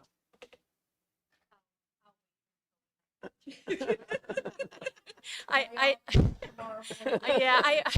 probably should just be quiet, but I do think one thing that I could add to this is we may want to consider looking at what the data says about our past programs, because I do believe our programs were very valuable programs for summer for our students, especially as they came back from the pandemic to re-engage and have social emotional opportunities with connecting with people and relationships and building the culture of being back in school. I feel that that was very, very important. Our system is clearly supportive of advancing our student achievement. We have recovered, technically, from the effects of the pandemic when you look at our achievement data. So when I hear all of this, I'm thinking to myself, approximately $500,000, and I'm going off the top of my head, is what it costs to stand that level of a program up, and that was for 8 days. We can certainly look at alternatives. We don't have to stand up the same kind of program. We can stand up different kinds of programs. But I do think that I would add that when we stood these programs up each summer, we started in February, March to be able to pull it off. It was a huge lift. In some cases, it felt like opening and designing a whole new school, because we would have 200 to 300 students in some cases at a site, particularly when we did the regional program. So it is a heavy lift. It's a lift that we're willing to do if there's a need to do it. And I know our instructional team will come up with ways to help support this, but I do have a wonder, and that is looking at our past student participation. I'd be curious to see the impact on particularly state testing scores. I know it has helped them in so many ways as far as reconnecting back into school and understanding the relationships and the strong social emotional learning and all of that. But 8 days is still only 8 days. Now, it's 8 more days than they would have gotten otherwise, and I certainly respect and understand that as well. Yeah, I would agree with that, because I think if you look at a private model, it doesn't have to be the same, right? But if we can consistently give kids 2 to 3 hours every week during the summer break, right? That's a much bigger impact, because it's not a 2-week chunk that, okay, now I still have 8 more weeks before I get back, before I start up school. Right. It's consistency and repetition, as you all know with educators. Your testing scores are going to show that. If we can show consistency and repetition, you're going to increase scores. So that's the model we need to follow, not kind of the social emotional journey that we were on. And I think we have a very giving community, so I think we also need to look at our community. I can probably think of those that were here in this room of how many may donate an hour underneath a teacher's supervision, helping a kid learn how to read. I can't do candy and tap my arm and do everything that she does with all of her professional training, but I can probably help someone read a little.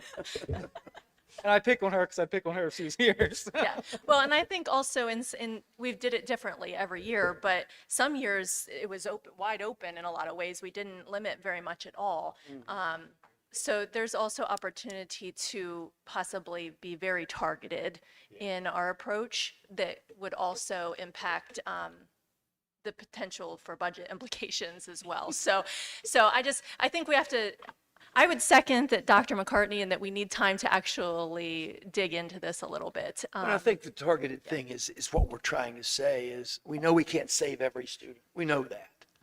But if we can find that 25 or 30 kids, Mr. Schlip made a presentation before you got on voice a couple years ago. If you're 3 years behind in math, you'll never do math. You're not going to catch up. because you're going to give up. And those are the kids that we got to capture in the elementary school before they say, I'll never do this. I can't do this, so I give up.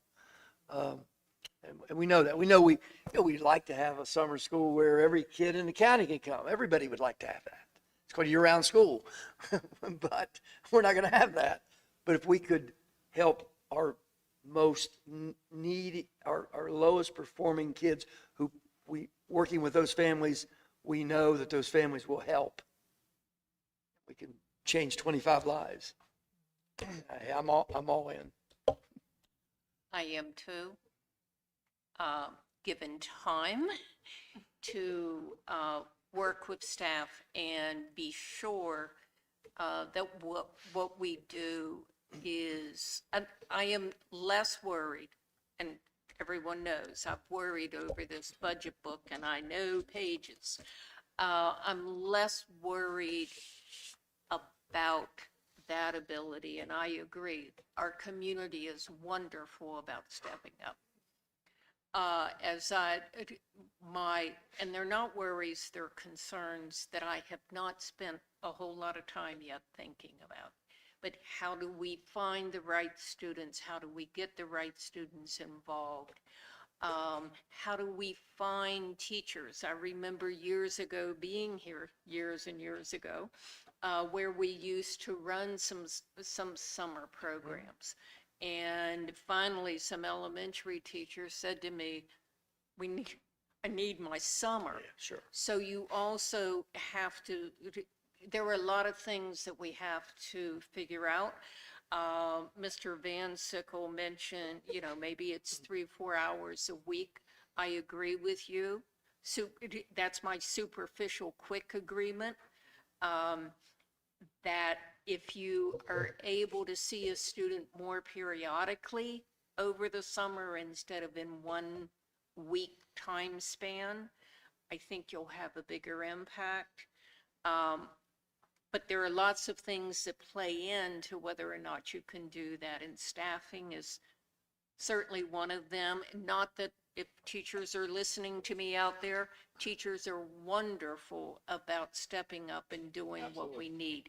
So when I say that, I don't want anyone to think that our teachers don't want to work hard and don't want to serve our students, because that's why they're here. I'm just asking for time. Absolutely. And I promise you, I tell you right now, we will figure something out for next budget year that would make sense, giving us some time to do that.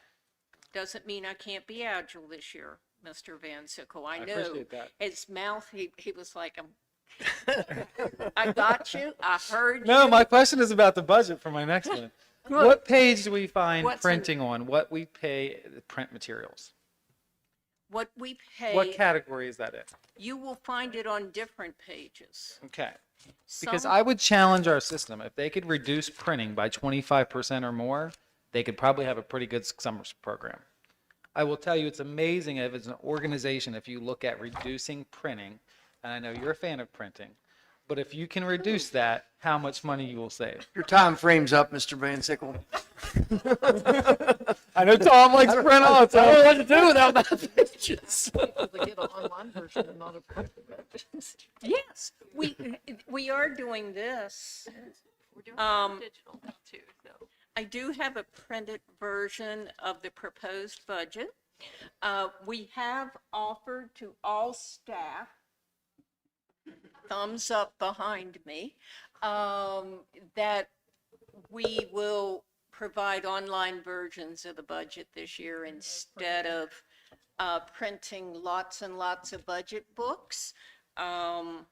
So we are looking at that.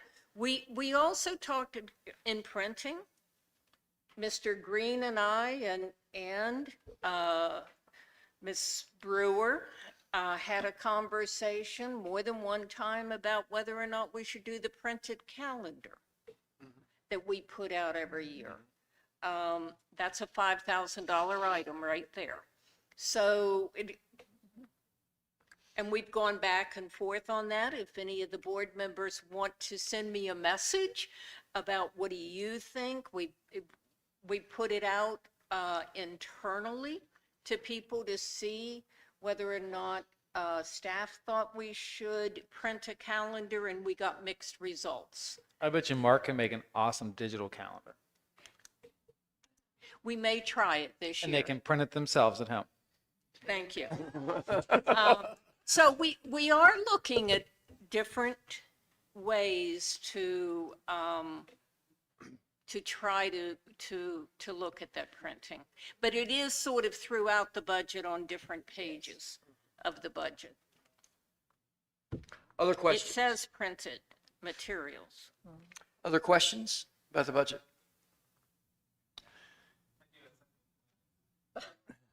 Is his time up? Just about. Well, we've still got a good 3 hours in normal board meeting for the budget.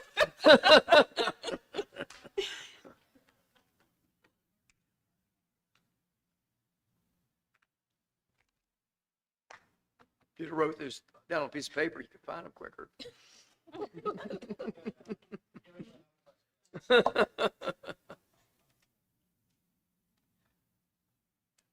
So I guess as I look through the budget also, and not a specific money question, but are we looking at how often we're evaluating contracts, like with vendors? Because I think oftentimes we get into a slump sometimes of just re-signing with the same vendor because life is easier. As someone that works with vendors, I get that. It's easier to re-sign with the same person, right? But sometimes you need to go out and at least shake the tree to see what's out there. Are we doing that, do you think, on a regular basis? Are we starting to do that on a regular basis? We are starting. Thank you. Yeah, we've begun doing some of that. Because oftentimes you can stick with the same vendor, and as long as they know you're shopping, Yes. your price gets better, right? Yes, absolutely. We're looking at that. And we're looking at digital licenses. To be sure, digital licenses, and that's pretty incredible. Absolutely. So, yes, sir, we are looking at that. I make no promise as to what's going to come or go. We made some decisions this year, and we are continuing to look at those as they come up, including with our textbooks, not just with our computer system itself. And are we continuing to evaluate? You said digital licenses, and I think that's important. But are we also having our teachers evaluate as they pick a textbook if there is a software component that goes around with that to teach them? And I'll just use my life example, right? I need people to come with me with this Excel experience and not just how to put in a column, how to put in a row, but more advanced Excel experience, right? Often probably what you guys use to make this budget, probably. Very similar to that. So are we looking at that as we look at textbooks? Are we looking for software component that either goes with that or supplements that gives them a skill to either take on to another class or a real world scenario? I don't know that I completely understand that question. When we look at textbooks and we work with teachers. Or even class, so if we look at supplies for a class, right? Are we looking to see, is there a technology component? You probably would prefer to teach out of a book. I would probably prefer to teach out of a software, right? Just as an example. But are we looking at that? But what we really need to look at is what the student would prefer. Possible. They may prefer neither one. That's more important than what I would prefer or what you would prefer. But a lot of our textbooks do have a digital component as well as a workbook consumable component. But is it a technology component, not just a workbook component, right? So are we teaching our kids a technology component that could be spread through every class, not necessarily just computer science? Because as they go through with the induction of AI, which we've talked about, we have to have an AI policy coming up because that world is changing, all those things, that's going to be more and more important. So as we met with the teachers of the year whenever they were in Garrett County, some of them are starting to incorporate responsible AI into their classroom. Yes. which there's a spin with that, right? Because you got to be able to put guardrails as far as that's concerned. Yes. So if we didn't look at it for this year's budget, if we could look at that for next year's budget to add some technology components to our curriculum, that way our kids are ready for the world that they're going to Okay. face after graduation. I think I know what you're talking about now. You're actually talking about not necessarily, it could be integrated into a particular subject, but you're actually looking for, like at one time in the past, we took typing, and typing then could be applicable to all of the subjects. Correct. You're, I'm looking at for every there. To be honest, if we look at the speed that AI is moving, there is no reason that every subject shouldn't have some component of AI built into it. Whether it's to help me build a mathematical equation, write a letter responsibly, such as a response to a request, something like that, not write my term paper for me. Right. Anything else, I just don't know if we're incorporating the technology that they're going to see in the workforce as much as what we should in our curriculum. So I know And that since we need to budget for those things, I want to make sure we're budgeting for that.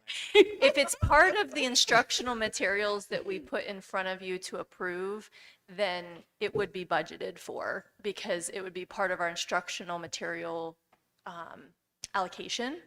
And I know that the instructional team works with each of the vendors that we bring in to look at the wide scope of resources that they offer. Sometimes they offer way more than what we could ever do in any slot of time for the whole year. So the teachers then get involved in what is most important, what's most valuable to ensure that it meets the needs of students in reaching the state standards. So the short answer is, I believe the answer is yes, because we evaluate the entirety of the instructional material. But if you're looking for like a standalone resource that spans across all subject areas, which is I think some of what I'm hearing, I don't know that we're there yet. Yeah, and I just use AI as an example, but just something to, hey, we're in accounting class and we're using how to build an Excel sheet in order to create your balance sheet, right? Or whatever it may be.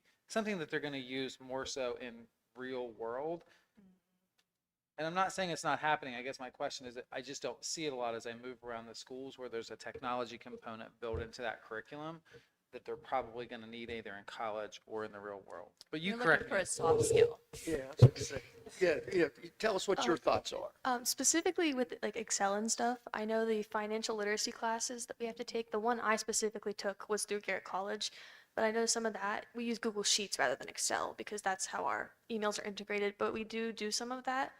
And I do think another point with AI that's kind of off topic, but as you guys move forward with that, I know like at a college level, they have Turnitin, which is a software that detects AI, so you can understand how the students are using it and whether it's how you necessarily want them to be.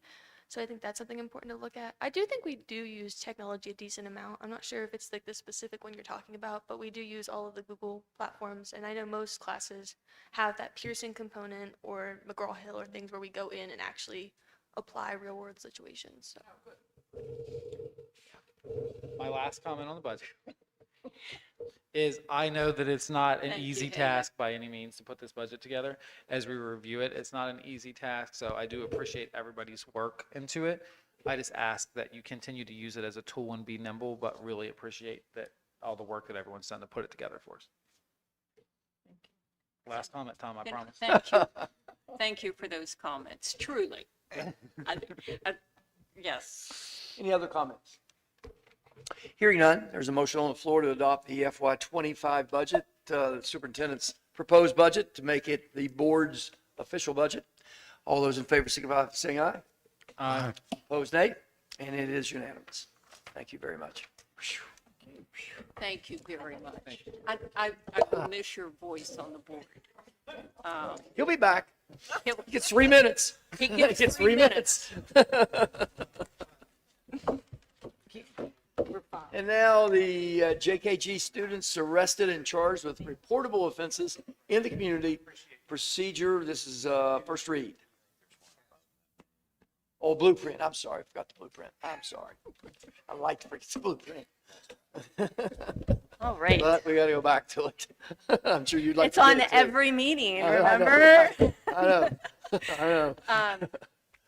And this, just for clarification, unless Dr. McCartney corrects me when she's out of the room, I think, this is an informational item. Good. It does not need to have formal approval Yeah, by the board. right. So we do want to provide an update regarding some of the blueprint requirements regarding behavioral health screener and a multi-tiered system of support. So do we have a clicker? Yes. So I'm going to start with the requirements just to provide some background and context around why we have been conducting this work and diving into this piece of information that we're sharing with you today. In the blueprint, obviously there's 5 pillars. We're going to focus on pillar 3 and pillar 4 right now. Pillar 3 is the college and career ready pillar. A lot of the instructional components are in that pillar. Pillar 4 is the additional resources for all students. And so under pillar 4, you will notice on the first slide that it talks about the need for school systems to develop and expand school behavioral health supports. But more importantly, for the purposes of this presentation, it includes ensuring that we have a standardized screening to identify students with behavioral health service needs using an evidence-based measure. So what we're going to share with you today, we feel is a good fit to help support that particular requirement of school systems. We're also, under Pillar 3, required to have an intensive intervention service to students who are not progressing towards college and career readiness, and that includes identifying students, providing interventions, and monitoring that student growth. We do have a multi-tiered system of support already in place in Garrett County.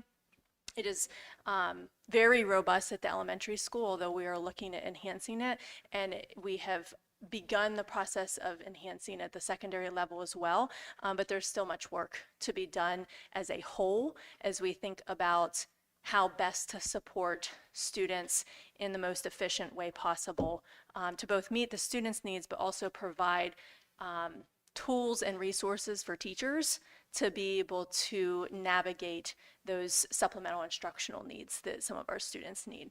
So as we started this work, Mr. Hummel and I have spent considerable time with various groups of people. We established an instructional MTSS committee with representation from various teacher, administrator, stakeholders, and also a behavioral health and student service committee that Mr. Hummel ran, and that included people from all of the student support backgrounds, so counselors, social workers, administrators, and Mr. Hummel, right? And then we also did take this to our wellness committee as well, just to share a update with them and get input and insights from that group. So tonight, what we're sharing with you is our intention to move forward with adopting a platform called Panorama. And it is a platform that is leading in the academic behavioral support provider area. There's over 25,000 schools in the nation and 2,000 districts that are using this platform.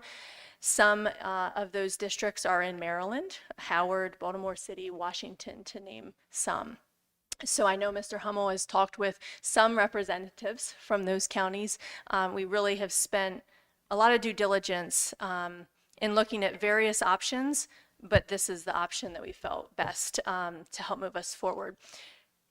One reason that we're proposing this particular platform is that it does have an independent study associated with it that is proven to increase academic outcomes with a level 2 and a level 4 rating under the ESSA requirements. And that's just a rating that is nationally known for evidence-based on research.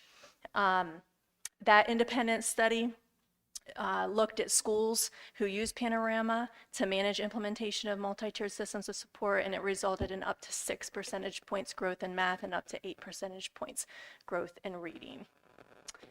So you'll see on this first slide kind of a snapshot of what this platform kind of big picture does for us, but it really does address the whole child and provides a tool for our staff at the school level, at the classroom level, and at the district to really look at the whole child when it comes to academics, attendance, behavior, and skills for success as we think about if students are on track, if they're not on track, where are they not on track, and then how do we put evidence-based interventions in place for those students, manage those interventions, monitor the growth of those interventions, etc. So you can see the various reporting levels. You can see that it can be broken down in all different student groups, which is essential for us to be able to help support school improvement planning and just ensure that we're targeting the right supports for students to make growth. You'll also see that, this platform is designed to identify at-risk students, manage the interventions. There's a playbook associated with it that has hundreds of recommended interventions to help support our staff.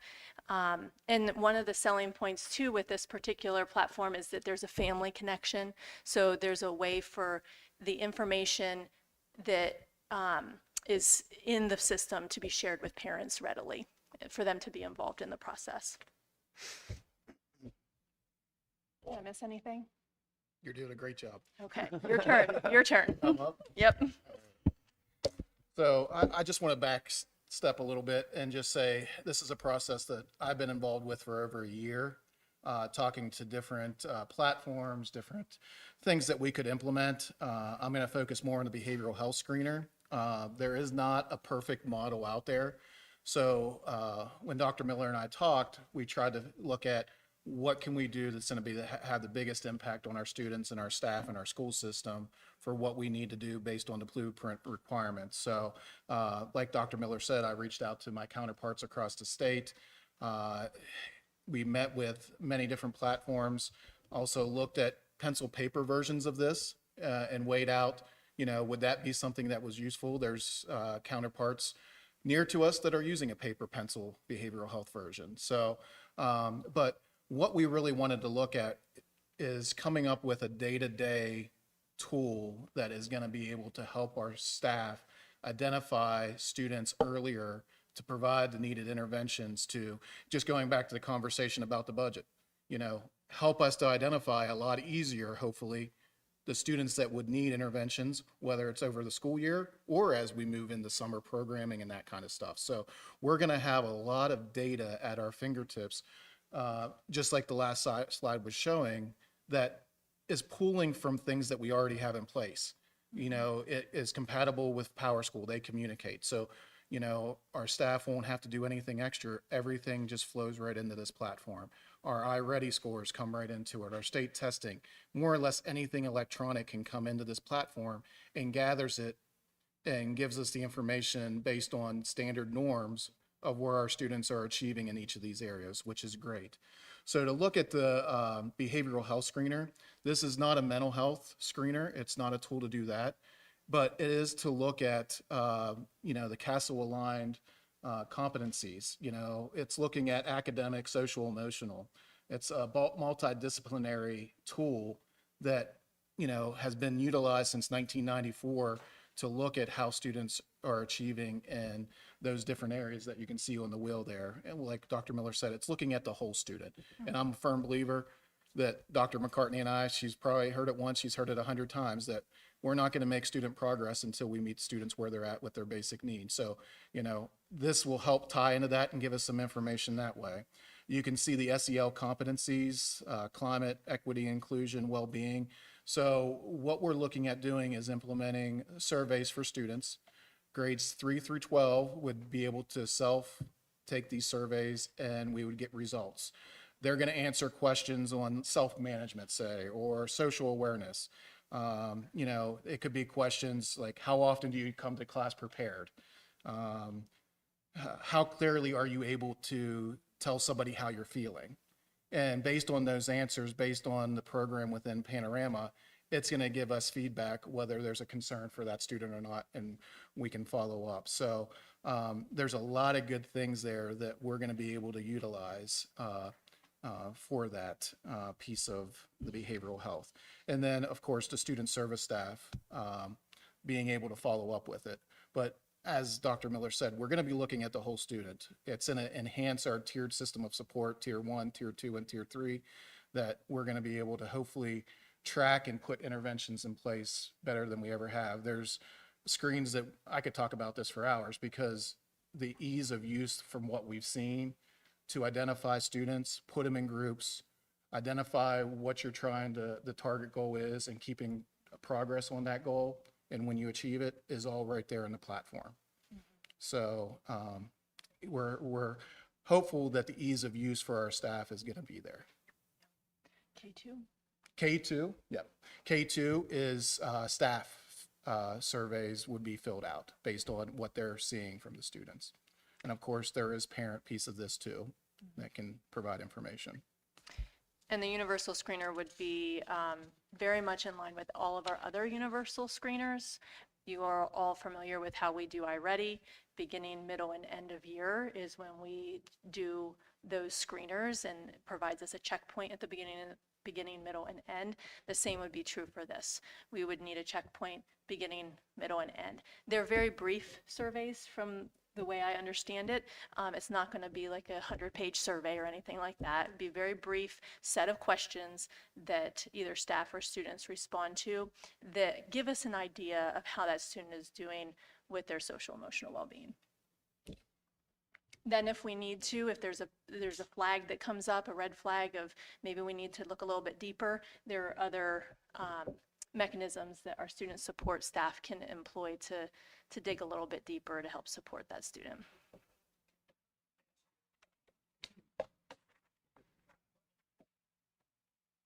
Do anything at all towards any of these things?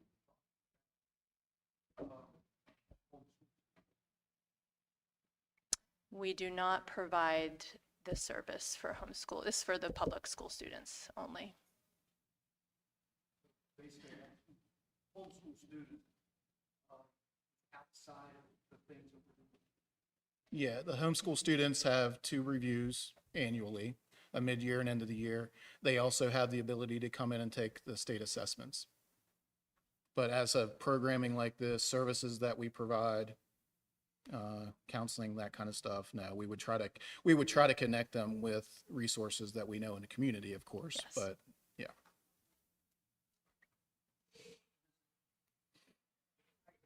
Bring that because I read a lot of newspapers, and I don't know if you're familiar with the case in West Virginia, homeschool student, school for 2 years, no one ever checked.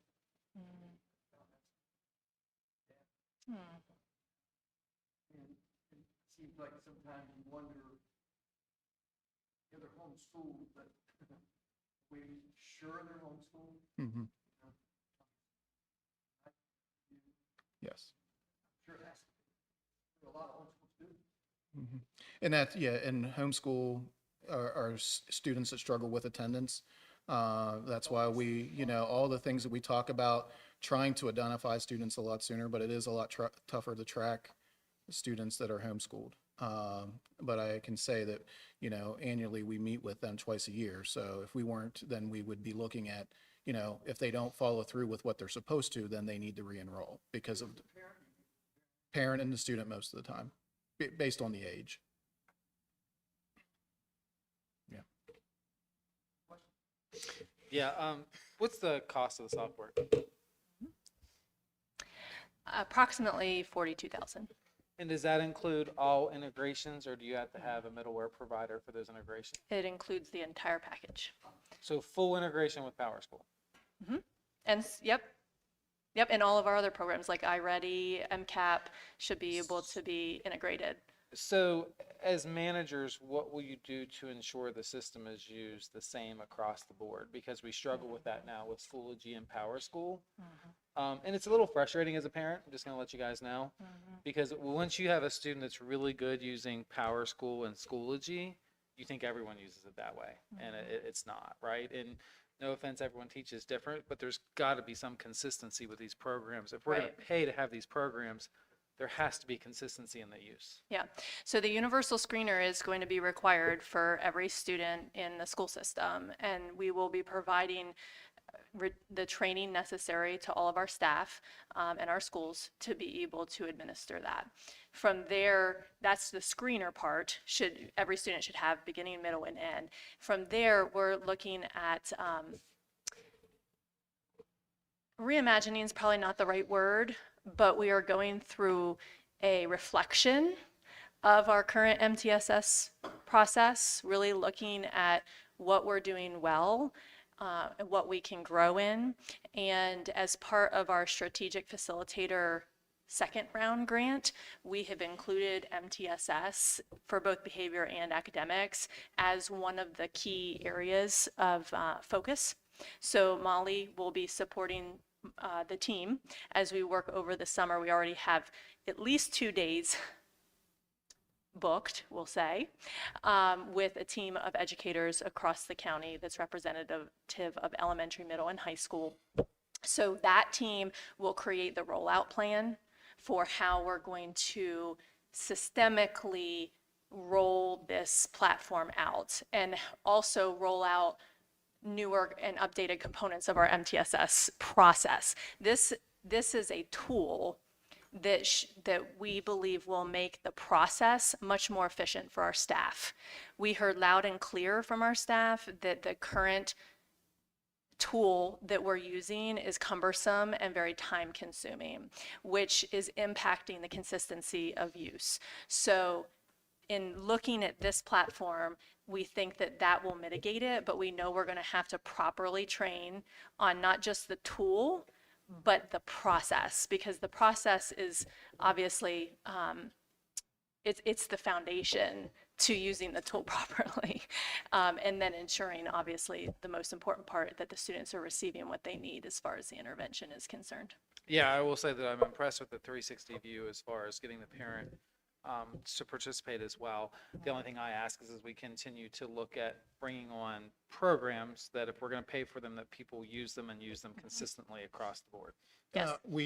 I know Dr. McCartney wants to say something, but that's why we're looking at just a 1-year contract as of right now, and then reevaluating it. Yes. You can get a cheaper price if you go multi-year, but we do want to make sure that we have a plan for rollout. And I'll just leave it at that because she wants to talk. But I do have one more point. We'll see if she covers it.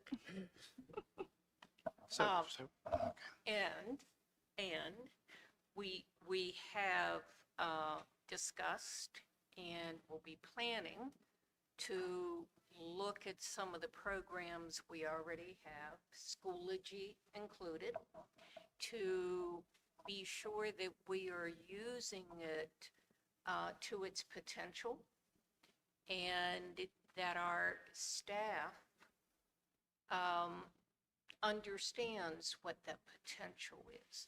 There were couple things that we've talked about as far as professional development as we go forward.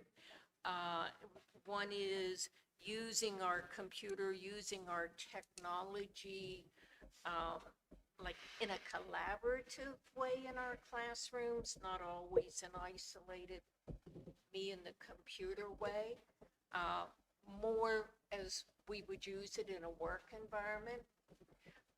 And the other is just looking at what we have, and do we all understand how available it is to every teacher, and are they using it to its potential? So both of those are things that as we continue to look at the technology, we just want to be sure we're doing, that we're not just using the computer to. So are we setting guidelines for them as far as how they have to use it? Yes, there are some things that you have academic freedoms, we'll say, they would say in higher education. But also, I think there also needs to be some clear expectations of how they should be used. We paid a lot of money for Schoology. We paid a lot of money for Power School. Hate to tell you, but you have to use it in some instances, and I think you need to probably cascade that down. So are we creating guidelines for those individuals? Are we planning to create guidelines for those individuals?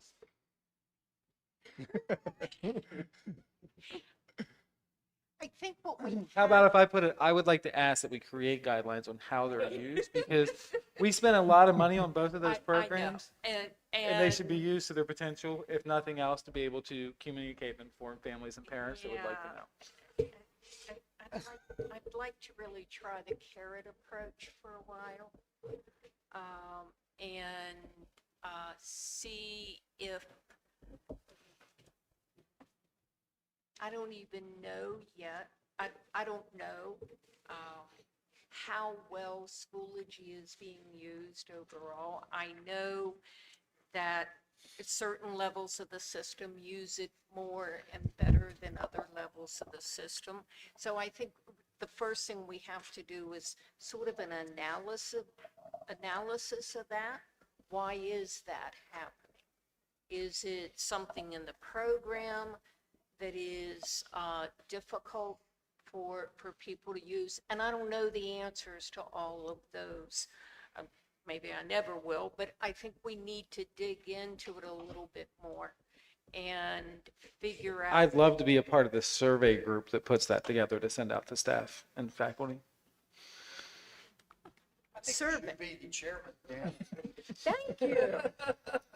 Chairman Van Sickle.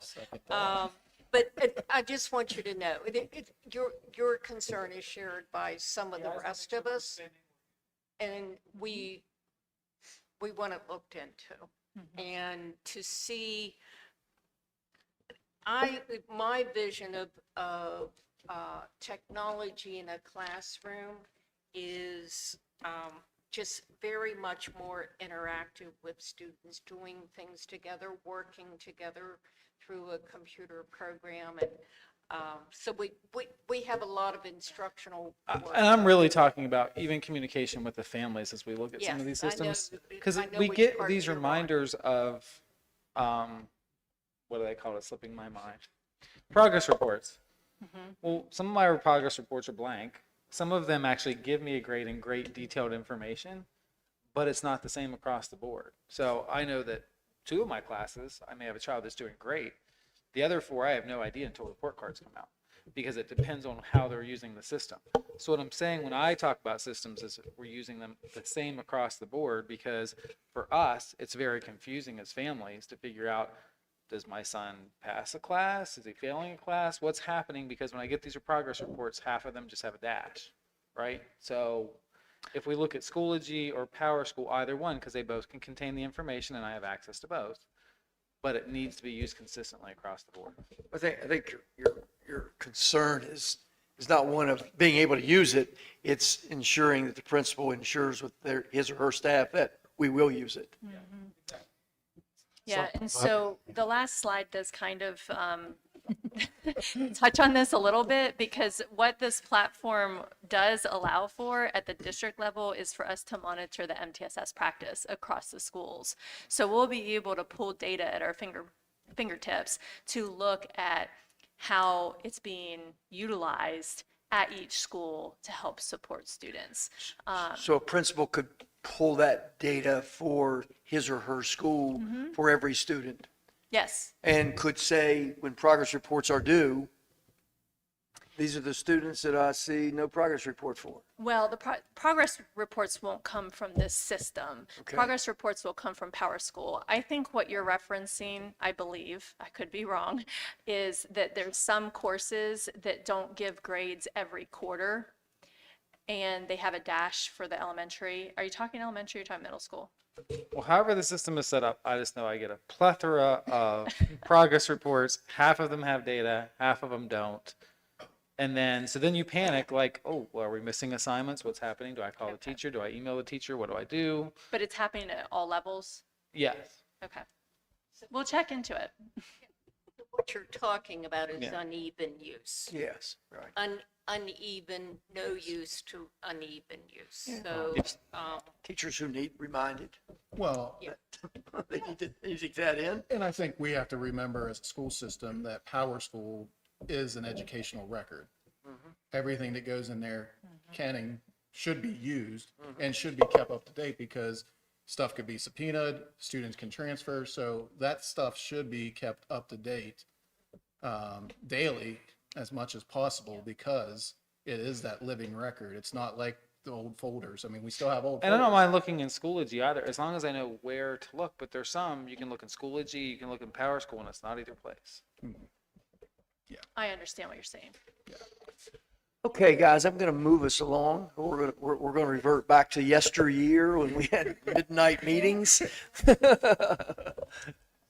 So this was an information item. Yes. And wanted the board to know that we are moving forward with the blueprint. We have to have a universal screener, and the staff, in looking at that, has asked for the universal screener to include the MTSS.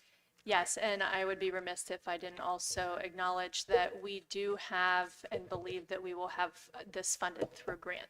Oh, great. So That's even better. John has done a grant recently that was approved for more than half of it, and the remaining we also feel we'll be able to get into our Title IV. So that's another plus. Yeah, that makes it even better. Another grant. All right, Mr. Hummel, you're still up. All right. Student arrested now. Yep. So come to you now to talk about JKG, students arrested and charged with reportable offenses in the community procedure. Brought that to you last month as a minor change based on the law and asked for your approval. This is an action item tonight?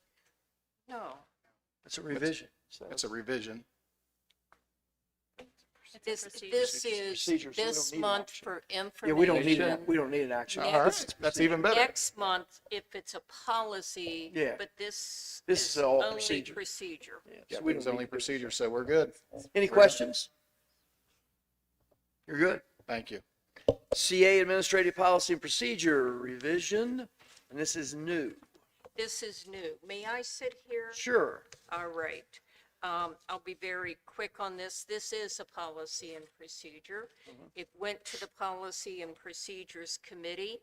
A lot of change in the policy, mainly deletion of the policy, because the policy was pretty much a job description for a principal, which should be in HR, not in one of our policies. So the policy has been revised to be more generic about what administrators do and the responsibilities. And the policy used to have the organization chart. We moved that to a procedure, and the procedure is there. So we'll come back next month and ask for approval of the policy. It's all pretty straightforward. Yeah, the only not a concern. The only suggestion that I had is, I know it's the superintendent's purview because it's personnel, but because of the nature of whom we're talking about, our most seasoned staff or whatever, I kind of feel the board should in some way have been given consultation. After consultation, if you want to move that chart around in some way. For the organization Yes, chart? yes. Not that it's your purview to do that, but I think a good relationship would be, after consultation with the school board, the superintendent will move and the organizational chart. I don't disagree with you because I wouldn't change it without I know you would, voting. but we'd like to have it in writing for the next person. But you'd like to have it in. If the Policy Procedure Committee doesn't mind, I'll look at the procedure and. Why don't we just address it by making an amendment next meeting whenever it's brought forward to We can do Okay. that, sure. Yeah, just so that board members know that before a move is made, we're not blindsided by that move. Okay, got it. We'll figure that. Okay. Yeah, sure. All right. Thank you. No, it won't be on the consent agenda then, because there'll be an amendment. Okay, Haley, your last report. Okay, I'll keep it quick because it's been a long meeting. There's been a lot going on into the school year. A bunch of end of the year field trips. Highlight Northern and Southern tennis both shared the regional title for that, and that's a big deal because I know both of the programs have been being rebuilt recently. So there's that. I've also had the privilege of attending a couple of the different elementary award ceremonies because of my siblings. So those are also highlights. I kind of don't have any specifics for you guys because I just thought that most of that's being shared. Um, Not to get on my soapbox, but I do want to thank you guys for everything on the board. And it's also been a really good experience to understand that there's a lot of staff behind what happens for education. I gave you guys all your individual thank yous, but just to shout out Dr. Miller, I don't know if you guys know this, but she was actually my elementary school principal. So to see that go from there to now to also seeing all she does for education at the board level is really important. And then the behind the scenes staff back there in the corner, Miss Brewer and Mr. Green, you're always getting my good side with your pictures and any questions I have. So I just wanted to thank you guys. It's been a really good experience, and you guys really do care for the student perspective, which I know I appreciate, and GCAC appreciates you guys hearing our concerns.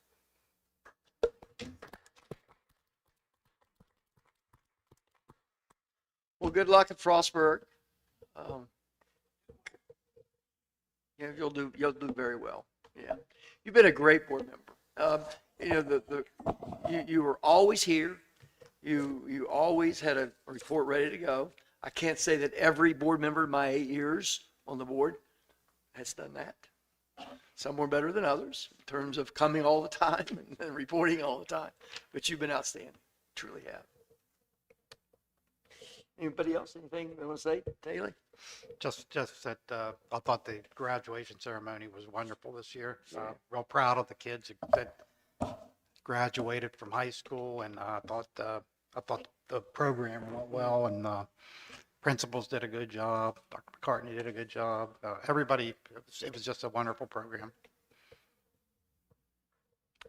Any other board member things anybody want to say? Jason, anybody? Yeah, I went to both of the awards groups, one at Northern afternoon, one at Southern at night, down at the fairgrounds, and it was fantastic. Graduation, fantastic. Went out to Swan Meadow and had picnic with their graduates. So it's been an exciting. It's always an exciting month. It's the fun month. You see everybody's smiles. The retirement dinner was also very nice. Pardon me? The retirement dinner was also Oh very yeah, the nice. retirement dinner was outstanding. Some really, Congratulations to the really good people. Yeah. those folks that are retiring this year. I know they're going to enjoy it. Yeah, they sure are. Okay, we have got to do one final thing before the superintendent gives us updates. That is the ratification of the employee contracts. This is an action item. And Dr. Wilderson will present those to us. Now we're on, right? Okay. Well, first of all, I would like to thank members of the board, Dr. McCartney, and our GCEA negotiation teams, both who represent the Board of Education as well as represent GCEA, for their hard work, the collaborative effort in reaching a contract that we can all be proud of. For a 3-year contract, and some of the logistical things really are going to make our school system something to be proud of. So thank you. So this evening, I am requesting the board approve the ratification of the Unit 1 certificated and Unit 3 support staff negotiated agreements for the next 3 years. Superintendent McCarty, you have a recommendation. My recommendation is to approve the ratification of the GCEA Unit 1 and Unit 3 negotiated agreements for the next 3 years. Superintendent's recommending that we adopt GCBOE, GCEA, Unit 3 support, and the same group, Unit 1 certificated agreement for the next 3 years. Is there a motion? So moved. So moved by Jason. Second by Rodney. All those in favor of the motion as presented that we adopt Unit 3 support agreement and Unit 1 certificated agreement for the next 3 years, signify by saying aye. Aye. Those opposed, nay. And it is unanimous. And once again, we tried to tell you earlier, but thank you, Dr. Wilderson, for your leadership, many hours of negotiation, and all the things that you've done. It's my testament to your perseverance, your leadership, and it's going to really help us for the next 3 years to know what our bills are going to be. Yes, I do think that too. Yes, you are more than welcome. Thank you. Okay, Dr. McCartney, some updates. Yes, I do have some updates. Most of them are announcements related to calendars. Just to remind everyone that the Garrett County Public School Administrative Offices and schools will operate on a condensed summer schedule beginning June 17th and continuing through August 23rd of 2024. Hours of operation will be 7 a.m. to 4:30 p.m., Monday through Thursday, with all facilities closed on Fridays. Additionally, all schools and offices will be closed on July 4th. Another important thing that will be happening this summer is our Food and Nutrition Services Department has announced that beginning the week of June 17th, 2024, the department will distribute 7 days of free breakfast and lunches at several locations throughout the county.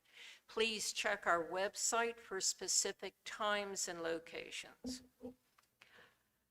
High school summer programming for course credit recovery will also begin on June the 17th at Garrett College.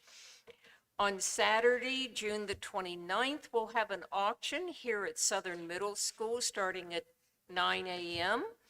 That will be a live auction for contents of Southern Middle School.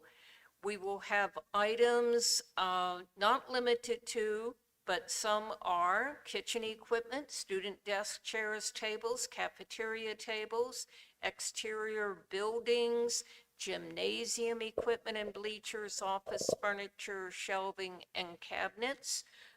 Please come spend your money because I'll spend it wisely once it's in my pocket. Tonight, the Garrett County Board of Education approved under the consent agenda a 3-year contract for the operation of Swan Meadow Heritage Charter School with a planned opening for the 25-26 school year. And I want to emphasize that the planned opening is not for this coming school year, but for 25-26. Our next board meeting will be July the 9th, and public session will begin at 6 p.m. and it will be held at Northern Middle School. The last thing I'd like to announce relative to board meetings, our October Board of Education meeting will be held on Thursday, October the 3rd, due to a conflict on our normal day. So it will be Thursday, October 3rd at Dennett Road. So mark your calendars accordingly. That's all I have tonight. Anything else? I will take a motion. So move to adjourn. Second. Tracy, come say Aye. Aye. aye.